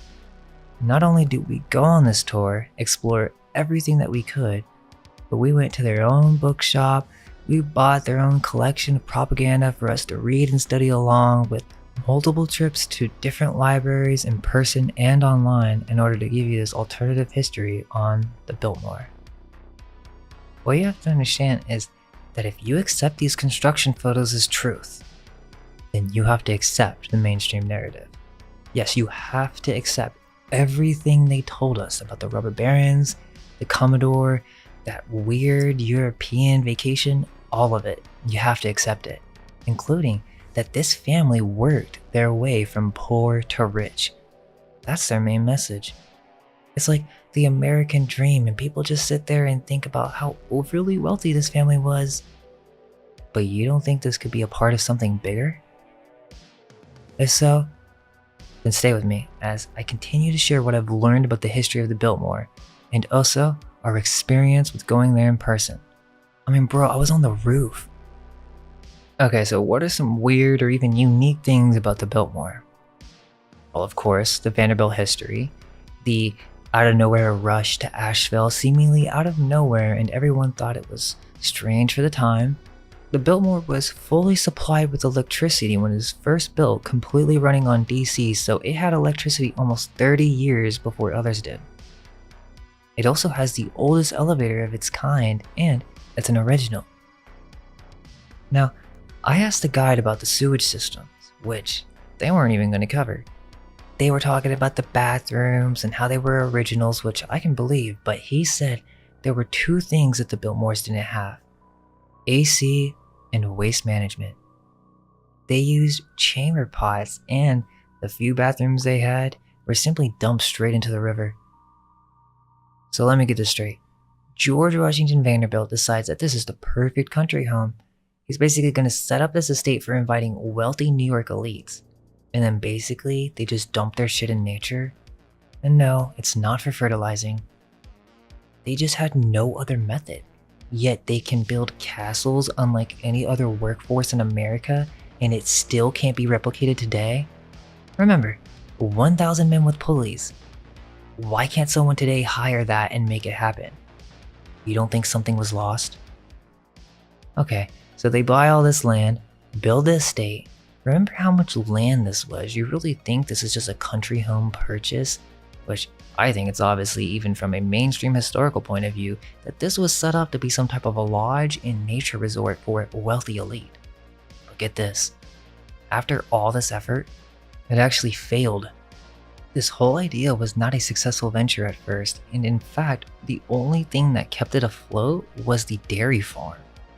Fun little fact that I learned as I was getting the water from the cafe. The tour guide brought this up, and basically, they couldn't support the business, so they depended on this dairy business. The Biltmore was essentially a roadside attraction. There was nothing over here, less than 10,000 residents. Why? The story says that they moved here because of the mountain air would heal George Vanderbilt's mother, but this is just what they repeat to us. Why aren't people rushing over here on your grandparents' train? There should have been plenty of business for this, yet it failed, and there were actually many critiques at the Biltmore who did not enjoy their stay. So basically, the building started to deteriorate. Wallpaper was falling off, and it wasn't until really the 1950s that major renovations started happening. Now they say that all these people came and visited, and they had all these journals of the people and their quotes and whatnot, but this is something that was heavily integrated with the media. As the President Theodore Roosevelt visited the Biltmore, and even his daughter Alice, which they had like this whole story that takes 30 minutes on the tour, and they tell you all about it. You know where we get all these events from? The media, the press. Who started the Associated Press again? Also, did you know that on the Biltmore estate, the Shiloh neighborhood included approximately a dozen former slaves? It included several homes dotted along what once was the land of their former owner, a church, and a cemetery. When Vanderbilt bought this property, he paid $1,000 to the church. Okay, so wait, they're telling you there were slaves on that property and there used to be a church there. Okay. Now, we must cover what I consider to be more constructed figures known as the two architects behind the Biltmore house, which dives us into a deep topic too immense for a single video, which involves what I consider to be fake architects. Richard Morris Hunt, who was also the architect for other houses by the Vanderbilts, designed this house in a chateau-esque style, which seems to be based on Wadison Manor. Keep that in mind for later, but they have many similar features. This is also the Rothschilds' vacation home. Remember, supposedly, their families had nothing in common, but they visit each other and stuff. The other architect, Frederick Law Olmsted, now, we'll come back to Hunt in a second, but Olmsted is a big deal. He's responsible for not only Central Park and many other sites, but he's also the architect behind the Chicago's World's Fair. The story goes that they searched and searched for a land to hold the Chicago's World's Fair, as these events were huge cultural and technological leaps in mankind, so they knew they were a big profit. Also indicating that these architects, or supposed ones, they were a business. I'll show you what I mean in a second. They say they went to the France exhibition, learned what they needed, came back, settled with Jackson Park's site, and you'll always hear this story that people were pessimistic. They doubted them, like in every single one of these biographies. But these men who built America, no, they were there to prove everyone wrong, and that anyone could do anything if they just worked hard and all this stuff. But Yeah, they were having a meeting in 1891 trying to discuss whether or not they could really build this all in 2 years, and they just wanted everyone to be well aware that they were confident. Even if this is plaster, there are no construction photos of this process. Maybe a few close-up ones with some scaffolding already there, but that's all. They're already in their final stages. Now, that may be convincing for the masses, but not for me. How do they make these embankments? How do they dig this all out? I don't care if this is just plaster and wood. If it's so easy to just buy all these cheap supplies and make something like this, then why has it never truly been replicated? This would have been a massive business. This is far too big of a project to complete regardless of the resources used, and these wealthy elite building these places had more than enough opportunity to document everything they were doing. I mean, we're talking about people with trillions in wealth. They had the tech. Why do we see high quality photos of the fair, yet 2 years ago, they don't have detailed construction photos of their mansions? If you're one of these exposure people and or the tech for photography wasn't there, that's the mainstream narrative. This is not new tech, and these world fairs were most likely places where old world technology was finally re-engineered and presented to the public for the first time. This was their way of releasing new information to the public in terms of innovation. You don't think there would be propaganda involved? There's another thing that I don't get. Everybody just trusts all these people blindly, and yet, who are we talking about? We're talking about the wealthy New York elite who had started other business ventures, essentially making partnerships with these artists, sculptors, and architects, which I do think there are some high talent hired, but overall, these are all different businesses. Olmsted was one of their biggest corporations when it comes to these architectures. This dude was connected with Yale and basically was trained to be this architect. Like many of the celebrities today, these artists would go through thorough training and then be sent around the world in order to prepare. Seems that he had help, if you ask me, because he's the guy who's responsible for over 500 commissions. How much money do you think this is? 100 public parks, 200 private estates, 50 residential communities, and 40 different colleges? Now that's insane, and you'll see this with many of these different architects. But remember, we're covering the alternative here. You have to think that if there was something going on, and for just one moment, let's suppose there were people in America far earlier than we're told. Perhaps when the Europeans came to explore, there were already cities here. This is not out of the question just yet, and when you think about it, they would have some system-wide cover-up for this, especially the leftover ones that were then reserved for the elite. Okay, so back to Richard Morris Hunt. So in the biographies, it doesn't want to go over exactly how all these different family members got into all these mansions. It seems to have happened right when William Henry died, or right when the Commodore died.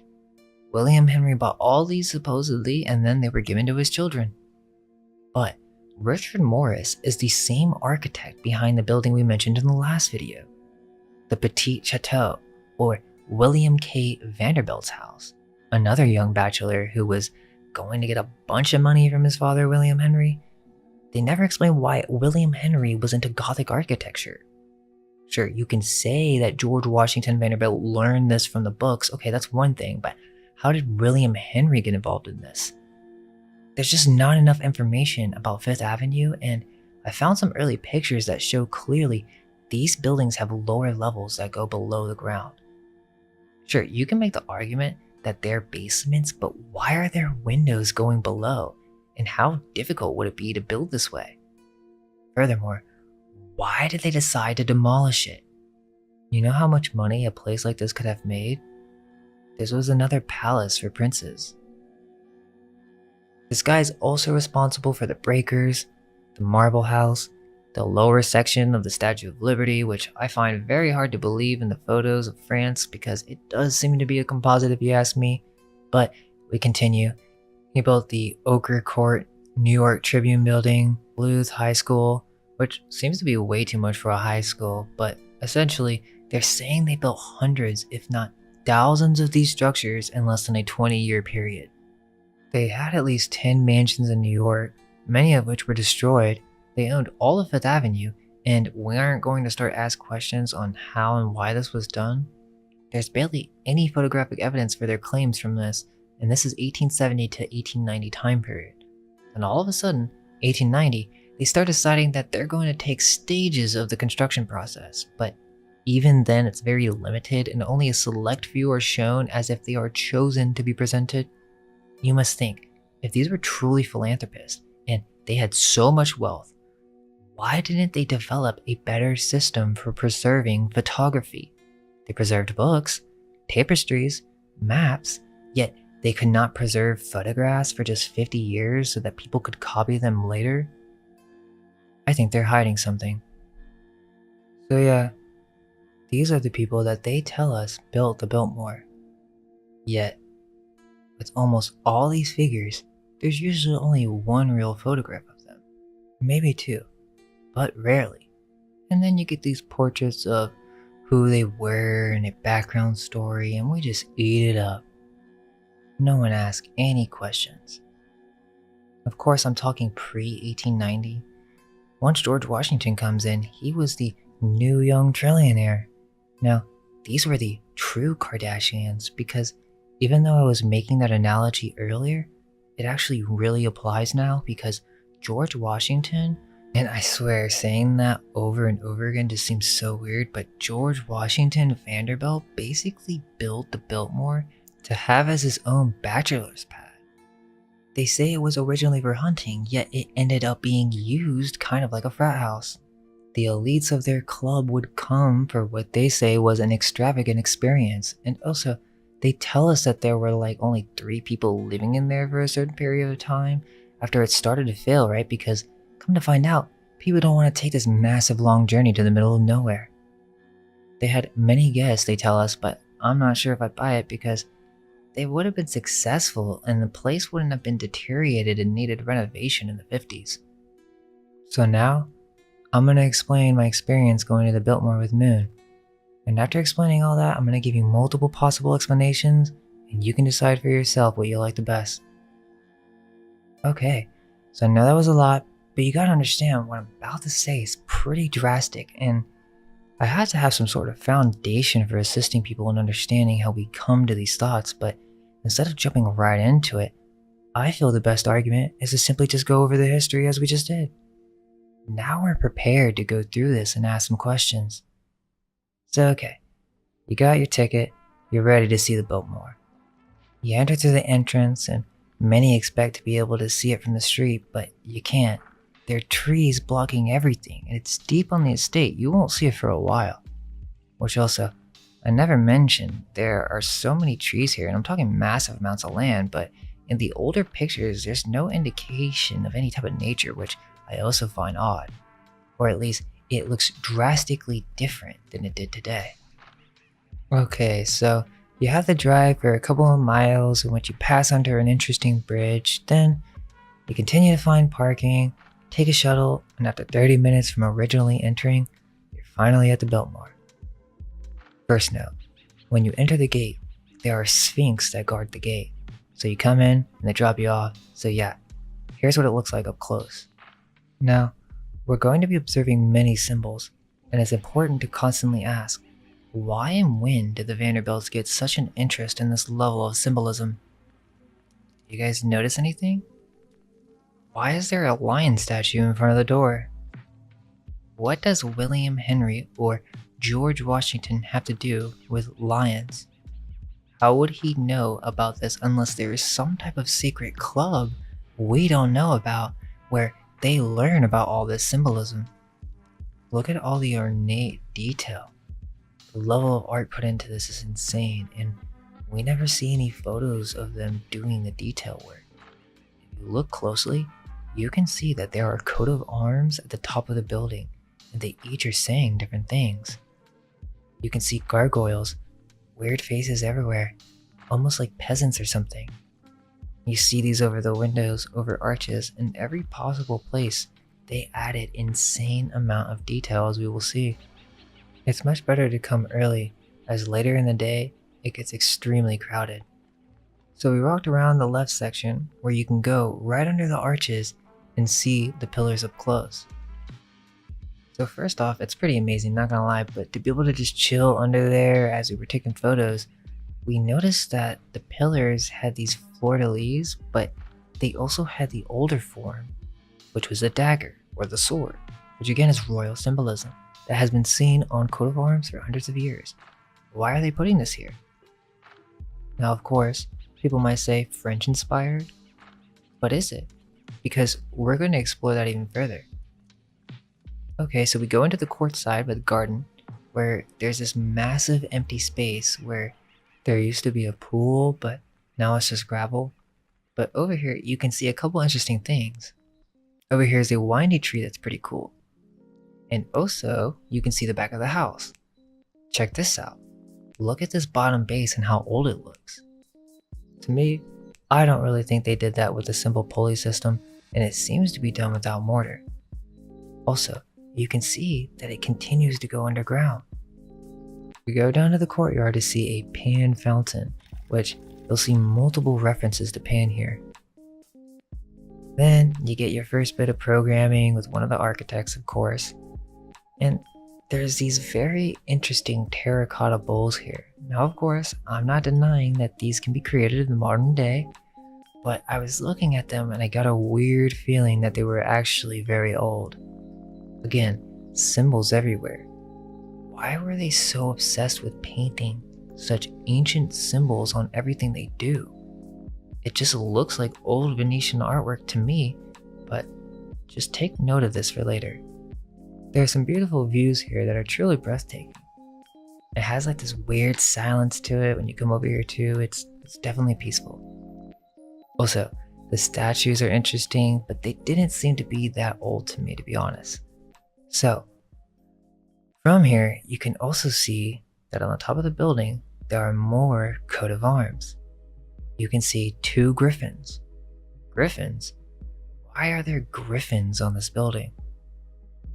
They seem to be holding a chalice. Again, this is all coat of arms stuff. Alright, so now to the other side, which seems to be lacking in detail for some reason in comparison to the left side of the building. But if we go towards the right, there's this arch that leads us to an entirely new section. Now before we go in, let's take a look at this griffin symbol, which is kind of hard to see, but it looks like it's a griffin and a horned stag with wings holding up this emblem, which is a V. The symbol, they say, is for the Vanderbilts, and it can be seen in multiple areas of the house. This is crucial to note for later. Okay, so we're ready to go into the other building that has the cafe and the bookshops. We go under the arch, which is massive, but the first thing we notice is that once you get to the other side, there's this brick pavement that's completely messed up, and there are crosses which seem to be religious that are engraved within the pattern. This place is bumpy and not level at all, almost as if an earthquake happened. Now, no one seems to know why it's like that, so this next building is similar in design but slightly different, and it's also very interesting. They have these brick glossed insides like New York, but it's kind of like fake. Actually, the whole encasing of the whole building is fake. The original building is built entirely of brick, and so they encased it with limestone imported from Indiana. This is what the guy was saying. So they had to build their own brick production factory, yet there are no photos of them actually laying all these bricks, which we're talking hundreds of thousands of bricks and massive stones as well. Exterior construction photos, okay, that's one thing, but notice how there's no interior construction photos. So we head to the bookstore to see what wonderful books they may have, and not only do they have biographies, but they also had this basic little propaganda book that told you everything you needed to know about this place. And so as we were checking out, we noticed that there was these old maps on the wall. And the person at the register was telling us that basically George was some big collector of old maps. And that definitely piqued my interest. The first one is Old World Spain, okay? And then the second one is a map of the Netherlands. They also told me specifically that he had one of Ireland, which was super interesting. Okay, so we head our way back and you can see this massive wooden door under this arch. Now, from what we learned, there's a massive amount of old world furniture in this building. Now, they say that every one of these doors were designed to have these specific folded carvings that you can see basically in every room of the house. Okay, so we took a quick break, went to the Leonardo exhibit, which was pretty cool. They had some weird inventions, but it wasn't really our main focus or anything, but it was kind of interesting that this was showing at the same time. Okay, so we prepared for a tour and basically we just came and they gave us some audio phones and we were ready to go. So to speed this up, basically the tour we went on was the guests of the Biltmores, and don't get me wrong, we loved the entire experience, but it just wasn't what we came to do. It was more focused on like the guests after the 1900s and the people who'd stayed there and all these renovated rooms that to me looked like they were from the 60s, but we weren't allowed to take any photos of this tour, which, trust me, we got photos, but we just weren't allowed to on this guided tour. But we did go on the top of the building, which was cool, so we did get some more up-close shots of all this detail. And a pretty cool view. But yeah, we couldn't really explore on the guided tour, but afterwards we had the opportunity to go on the self-guided one, which was really awesome. We walked around and I'm about to break down what I learned. Okay, so this place is massive. First you have the garden area, which is super nice, with also this interesting mosaic on the floor. I didn't mention, but basically in order to start the guided tour, they basically gave each person like a card, and this would be someone who stayed at the house. Now, everyone really just got a basic guess, but for some reason I was given Carl Bitter. Now when this happened, me and Moon looked at each other at the same moment and we were like, no way, because I'm not sure you guys know, I mean, I have said that I've done 3D art, but I started off doing sculpting, clay, and pottery, so I'm pretty much a sculptor in my spirit, and it seems that the tour guide either knew or for some reason that card was given to me, but I can tell you right now, that was not a coincidence. Carl Bitter is an Austrian sculptor similar to these architects who is credited with a massive amount of sculpting that seems to be another attribution process. But that doesn't mean he wasn't a sculptor. You don't think these wealthy elite need the most talented sculptors and artists in the world? Well, come to find out, Carl Bitter is just another royal family upbringing. He was trained for this in Vienna. Okay, so where do we start? There's this part of the trip where you go into the biggest room and we get to take photos up close to really look at this. Now, look at the size of this fireplace. Look at this Roman Greco relief that is placed here, and is that a symbol? Right on the massive fireplace is a coat of arms. When I asked the guide, hey, is that a knight's helmet? And he said, I never really thought about that. Yes, that's what it looks like, but don't quote me or take my word. That's what he said, and he's in the building every day. Let me show you. There's no question on what that symbol is. What is it doing in this banquet hall or opera? As yeah, there's also a massive organ in this room that originally had pipes, but they had installed new ones so that they could automate it and all this stuff. But so why do you have the headless knight, an organ, massive Dutch tapestries that are 400 years old? And honestly, they really do look real to me. Not to mention all the German wood. This is a very common theme. The wood is just imported from Europe, and this is just an invaluable amount of money. It's literally unlimited. What you are witnessing when you come into this building is an old world collection. That doesn't line up with the story, as we'll soon see.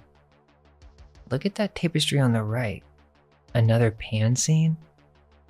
Why does George Washington Vanderbilt want all this stuff? Are people not going to ask how the heck did they get all this, and is there some type of Dutch brotherhood or even more ancient family behind all this? Why can't we ask those questions? Here is a chest that seems to be German or Dutch old world furniture, and these are in the finest condition. So this is the first room of the guided tour. Interesting ceramic pieces, and if you look at the andirons, those are pretty cool. You have the fireplace and even the decorative ceiling. On to the next room, you see these massive hanging fabrics. Another import along with most of this furniture, so a lot was spent on fabric here.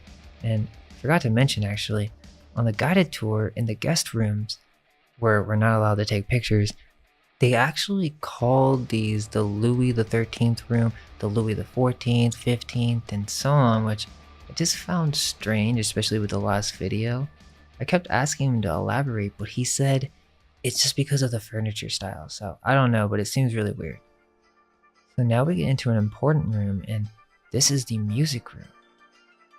This fireplace has a very interesting clue for us. We see an engraving with a clear Albert Dürer engraving, and I knew this at the time because his art style is very noticeable, but another thing that I didn't mention on the guided tour is that he kept saying that George was obsessed with prints and he had thousands of original engraving prints and that they were all over the house, some of them being of ancient castles, which was just really weird to be in his collection. And they're like all these Gothic castles, but this was his inspiration and all, so. But look at what's below the engraving.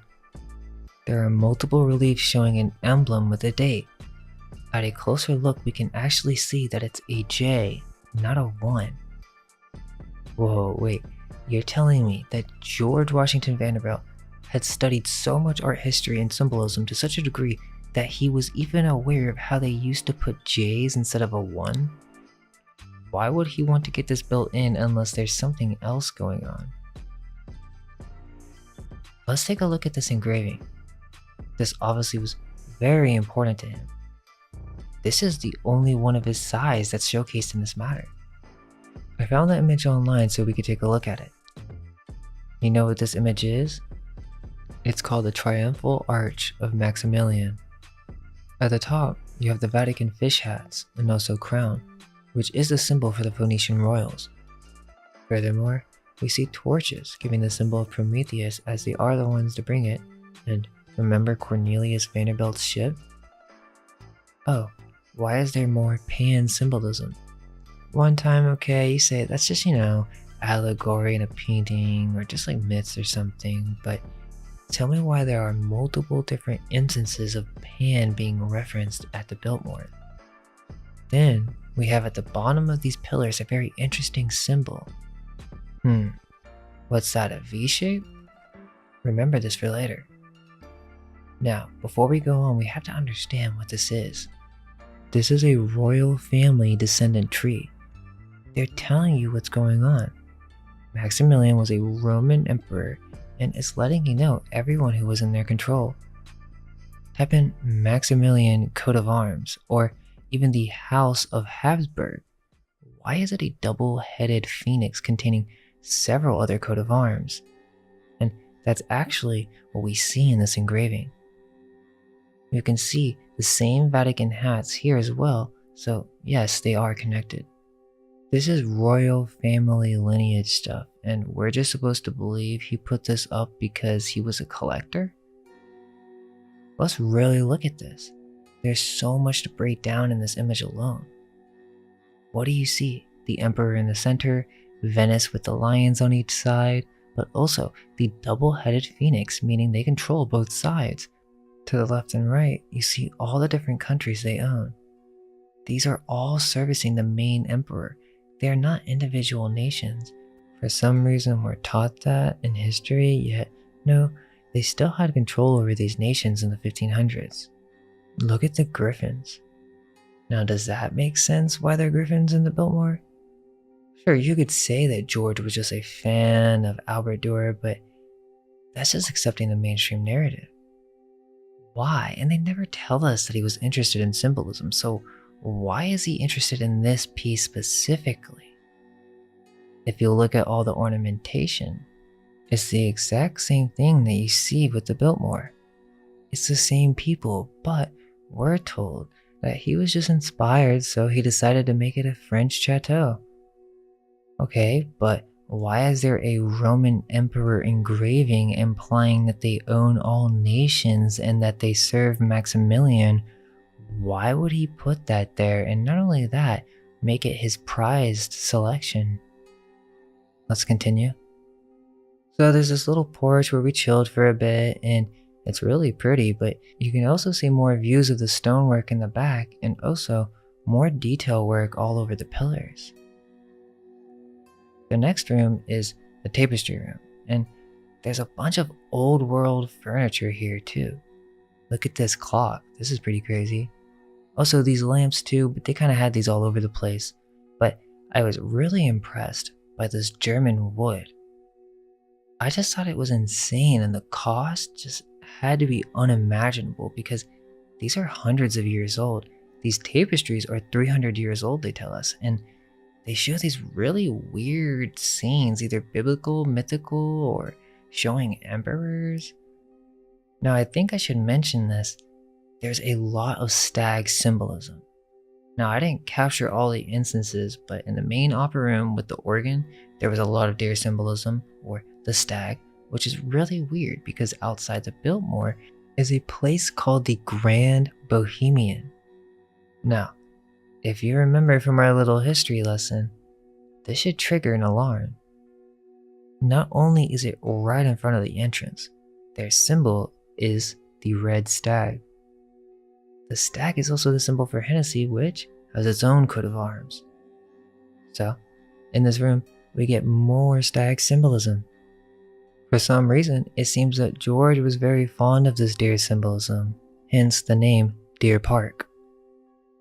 This tapestry with the sun and also the early Christian Cairo seems weird to be promoting all this elite symbolism on these tapestries in your just hunting resort. So now we get to the library, and on the guided tour we actually went up to the top level and I got to actually look at the books, but I couldn't touch them. They had multiple books on metaphysics and just big, thick, massive old books, and on top of that we saw a book that had to do with the works on cannibals or something. It was weird and we really couldn't spend that much time investigating, but what we do know about this room is that supposedly there are 10,000 books in this room alone. Okay, and not only that, there are 10,000 more in a private collection stored in a climate-controlled room. That sounds very similar to the Vatican. And that's just books, we're told. He has thousands of prints, hundreds of maps, and all sorts of stuff that we don't get to see, and they keep stored in the back. So essentially, the most rare stuff is probably not even shown.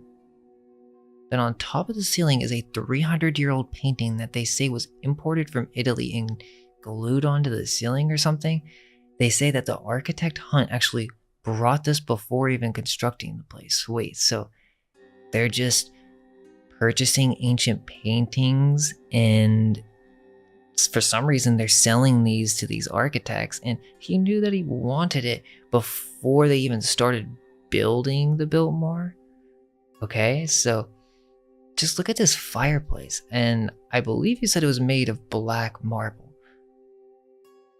And then you have these vases in the room that they said are from ancient China and are 500 years old or something like that. And just basically everywhere you look, you just see this ancient old world stuff and they're just flexing it. Even on top of that, George had the chess set of Napoleon. That's what he said, but it wasn't out for display or something. So this really weird thing happened because we were in the library and we were looking around and it was starting to get crowded. And someone said, wow, it looks like a room built for giants. And me and Moon looked at each other and we were like, okay, that's weird. But yeah, even the guests that don't even look into Tartaria, I mean, I don't know, maybe they do, but still, like, people look at this and they think this is a room for giants. So now we get to the stairs. So they tell us that they built these floating stairs just by using rope, pulleys, and horses. I don't really buy that story, and why should I? There's no evidence that they did so. I'm sitting here listening to this guy talking about how it was in perfect balance, and it goes up almost like 4 stories. So I think we need a little bit more explanation on how they managed to make this beautifully balanced floating staircase. But no, we continue through a bunch of more things that aren't necessarily worth showing, as it kind of becomes guest rooms on the second floor. But there was this weird thing where the tour guide said that they had the Ark of the Covenant. And then he's like, just kidding. But they had this replica of the Ark of the Covenant. And I'm over here thinking like, wait, why? Why do they have this? And it has lion feet on it. It has all these ancient symbols. And I'm just like, okay, they had to know about ancient tech or something. So to continue, before coming to the Biltmore, I was told by many that there are actually several underground tunnels there in multiple areas. There's this underground tunnel all the way at the winery, which is miles away. This entire Biltmore features the largest basement in the United States, and both buildings feature tunnels that connect to each other's below ground level. It's built completely on hilly landscape, and from what I was told, don't take my word on this, supposedly there's a tunnel that goes behind the Biltmore into an underground domes. I was told this by many different people, and also with the news report we showed earlier, they were mentioning that there was tunnels that went to the Biltmore. So, I mean, how else would it be advantageous to hide from prohibition laws if it was just like it limited to your estate? So, I mean, these people were trillionaires. I don't think they had any reason to hide from the prohibition. These must have been tunnels that have been there for a long time. They weren't afraid of the law. They were the ones who put them in motion. They were married to the state legislators, the media. This is the oil oligarchy, the royal family with ancient origins. They don't care about no prohibition. This is not why the tunnels were built. The reason is, these are actually the lower levels of the building that did not go through the same renovation that the upper portions did. After coming back down the stairs, you actually can go to the basement. We weren't really sure about this. So, you walk down this creepy underground tunnel, kind of strange feeling. And guys, I'm not going over any of that stuff, but I mean, it kind of ties in here, but you guys know there's no really reason to cover it. But yeah, this leads to the bowling alley and the underground pool. Now, here you can go and walk right beneath the building, but it seems very strange to me that there's no explanation on the creation of the basement. Or if it even goes further down, how do we know? We know that they built secret passages all around the house, so they were secretive. How do we know that what they are telling us is the truth? So, you know where these tunnels lead to? After you finish the tour and you're underneath the building, which deserves to have some honest questions. Instead, you're led to the programming room, which is kind of creepy because it's painted very weirdly, and I have no idea why it was this way in comparison to the rest of the house or why they had the photos down here. But this is where they begin to program you with the narrative that they want you to believe. Do you really think that's all there is to this story? That what they tell us is the only story that we need to know? Well, if that's good for you, then there you go. That's theory number one, because the truth is, none of us truly know the answer. The first option is that they're not lying. Everything they tell us is the truth. They really did build America. There's nothing really fishy about them, and they just worked their way from poor to rich. That's the theory, which you already knew, so I'm not sure why you watched this entire video for me to just tell you that. When you go there, they're gonna have explanations. The people who walk into the bookstore are people who are curious on the origins.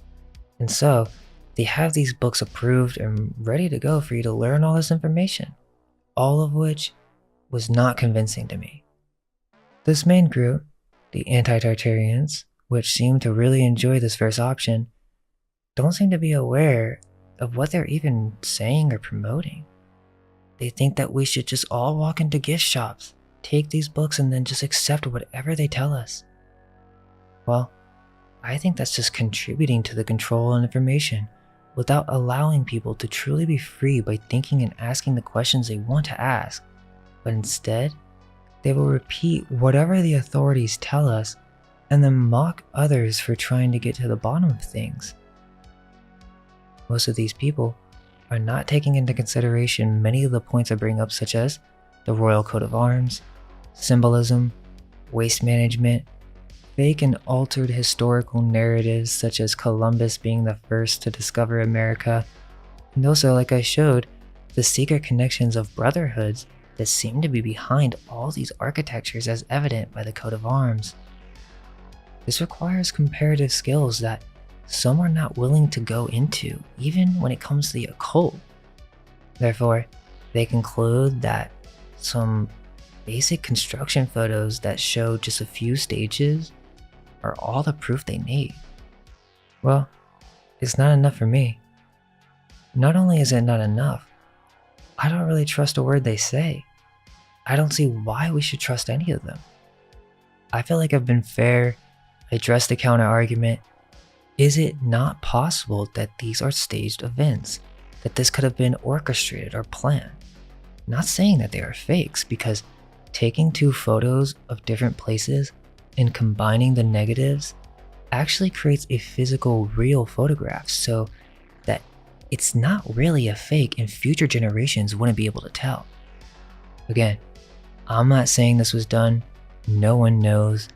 We only know what they left us with. But we'll make this clear. In 90% of the case, this is the mainstream argument and the only point of those who object to this building having anything to do with Tartaria. Here it is.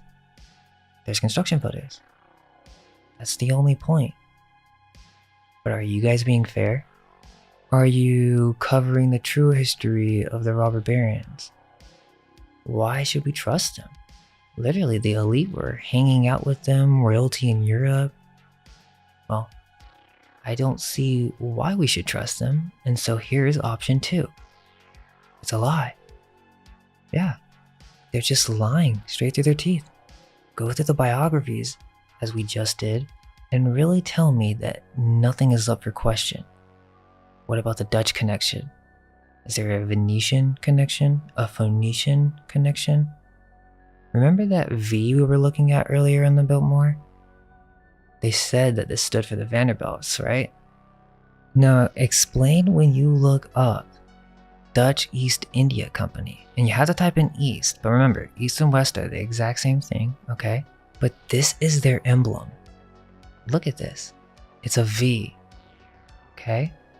And you know what the V stands for? The V stands for United.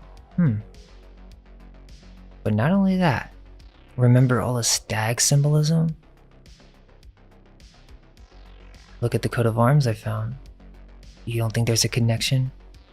Why do they all have the same royal coat of arms? Remember that headless knight? Look at it here. And we know that the Vanderbilts built America, made steamboat travel popular, and connected all the railroads. And we know that the Vanderbilts have Dutch origins in New Netherlands, which used to be Old New York area, but it's actually underplayed and was far greater. It was the foundation of the United States. The Dutch East India Company were the true founders of the Corporation of the United States. This is why we don't learn too much about them. They are the real Vanderbilts, a royal-founded corporation under the law and power of the throne of the Vatican, which was really controlled by the Phoenician Venetians. We're talking bloodlines that go back to early 1400s. The people responsible for all this are post-reset. Now, I don't find the explanation of George accumulating all this art and collections of valuables from around the world to be convincing at all, as it makes more sense to attribute this to the Dutch East India Company, who had been sailing around the world for hundreds of years and had trillions of dollars. They were the first global corporation. That makes sense that they had all these items and then used them to decorate the vast majority of these abandoned old world mansions with. And we're going to go over 2 theories.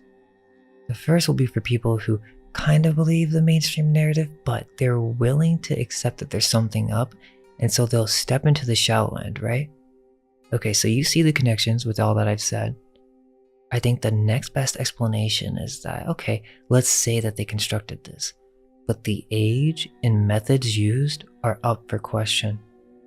Remember, because their whole brand is that the Vanderbilts achieved the American dream.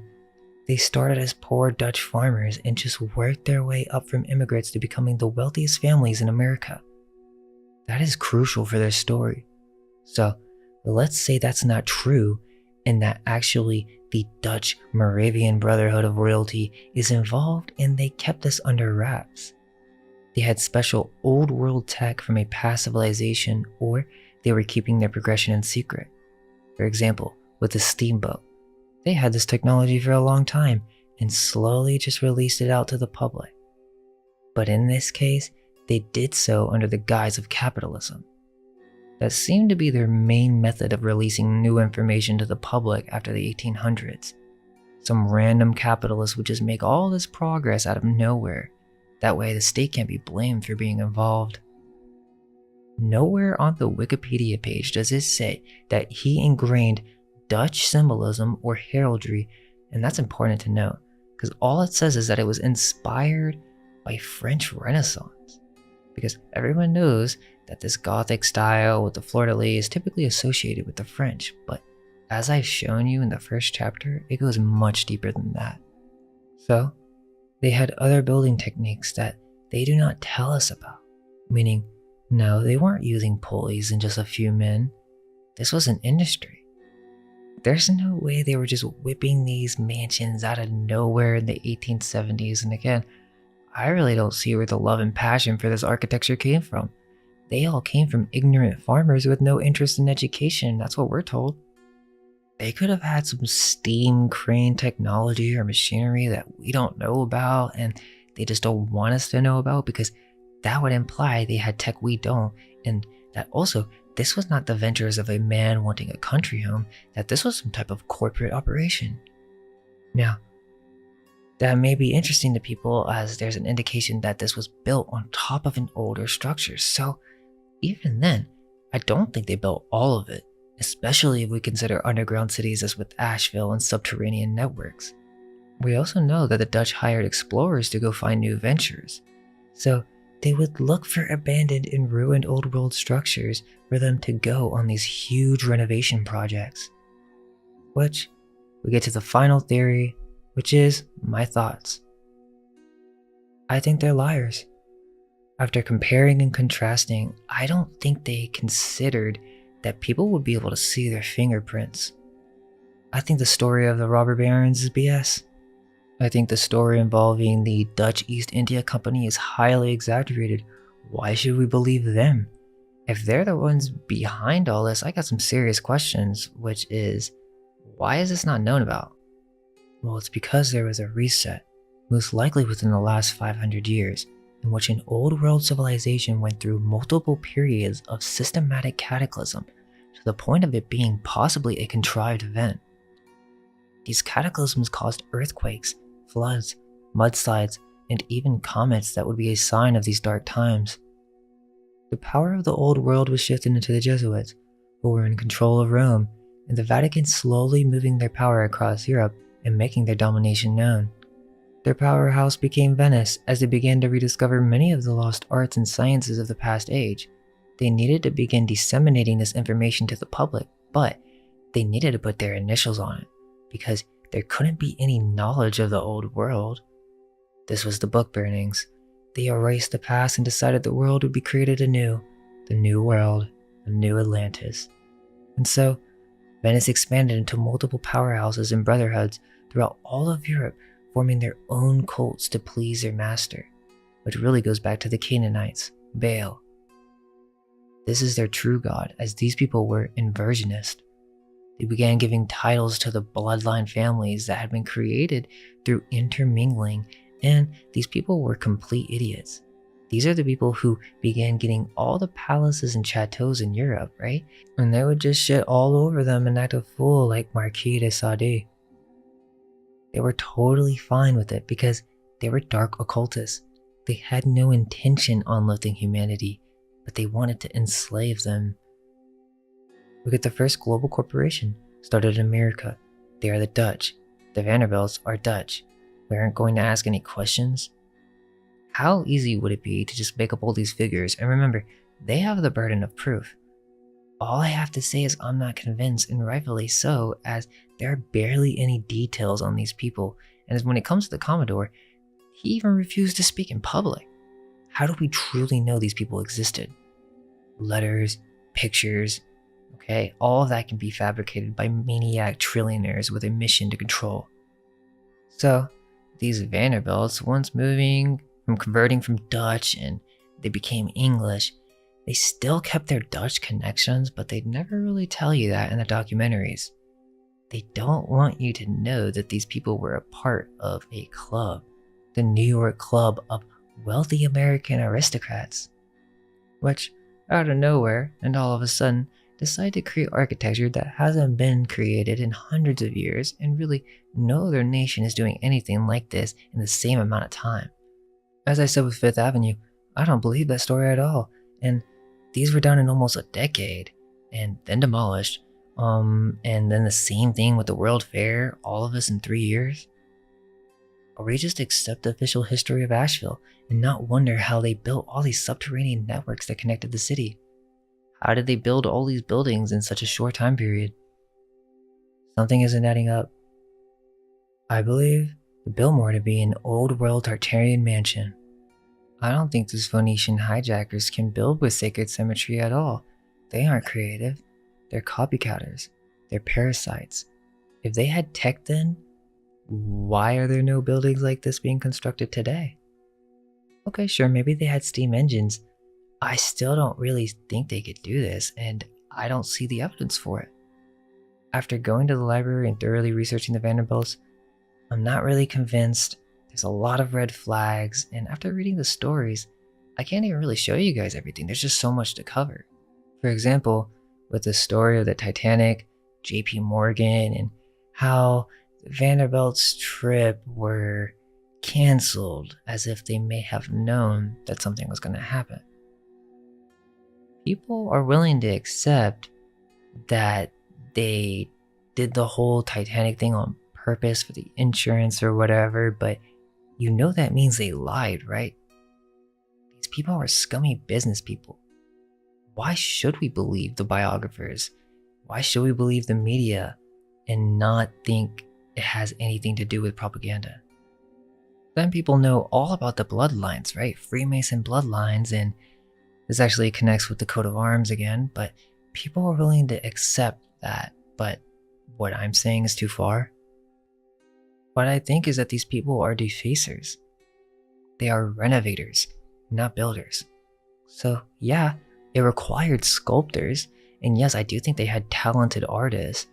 I know we had the video on ancient petrification, but that doesn't mean there weren't extremely talented artists at this time. And I do think they sculpted the fake facades, as this was a part of turning the old world Tartarian buildings into a more modern look. Otherwise, it would be blatantly obvious how old this thing was. You know, there was this overall darkness because I kind of realized that ancient art and architecture was being used to continually facilitate these families' ever-expanding growth and wealth. Don't get me wrong, I was in awe when I saw it, but there was a feeling that something wasn't right. The ability to continually profit off of this is insane, and I can't even imagine how much the Biltmore makes in a day. But overall, I do want to say I highly recommend going to the Biltmore. This isn't a promotion or anything, but my review is, I enjoyed it, we both enjoyed it, everyone should go. They were really nice people, everybody, so please don't go there causing any type of trouble or anything. Many of these workers, they really just don't know. And I believe even the surviving Vanderbilts, they don't know either. At this point, everything is up for question. But the guy told me that the current Vanderbilt owners were just like normal people who came in wearing normal clothing to blend in, which I kind of think may have some truth to it, because like many of these elites that get these remaining architectures most likely don't know what's going on either. They were just transported here and given their own narratives, and same goes for the modern Freemasons and politicians. They don't know the full history or narrative. There's levels to this, there's historical programming, and this just happens from the day we're born. The Biltmore is literally a collection of old world art. And like I said, I believe it to be an old world Tartarian structure. So tell me, what do you think? Do you believe the mainstream narrative? Is there a connection to the Dutch East India Company and all their other ventures? What's with all the coat of arms? Do you think that's worth noting? Do you trust the robber baron story? I mean, we're told they are the enemy. What do you think about the Biltmore? Do you guys have any more details about Asheville that'd be interesting? I appreciate everyone who's gotten this far, and thank you so much for everyone who supports us. We really enjoyed this trip, and we'd like to continue exploring old world buildings for you guys, and all you have to do is really just tell your friends. Tell your friends all about us. And so with that, I hope you enjoyed this one, and all we can hope is that our minds may be unveiled. Let go of everything you think to be true. Relax the mind and ask the question, do I truly understand what this reality is?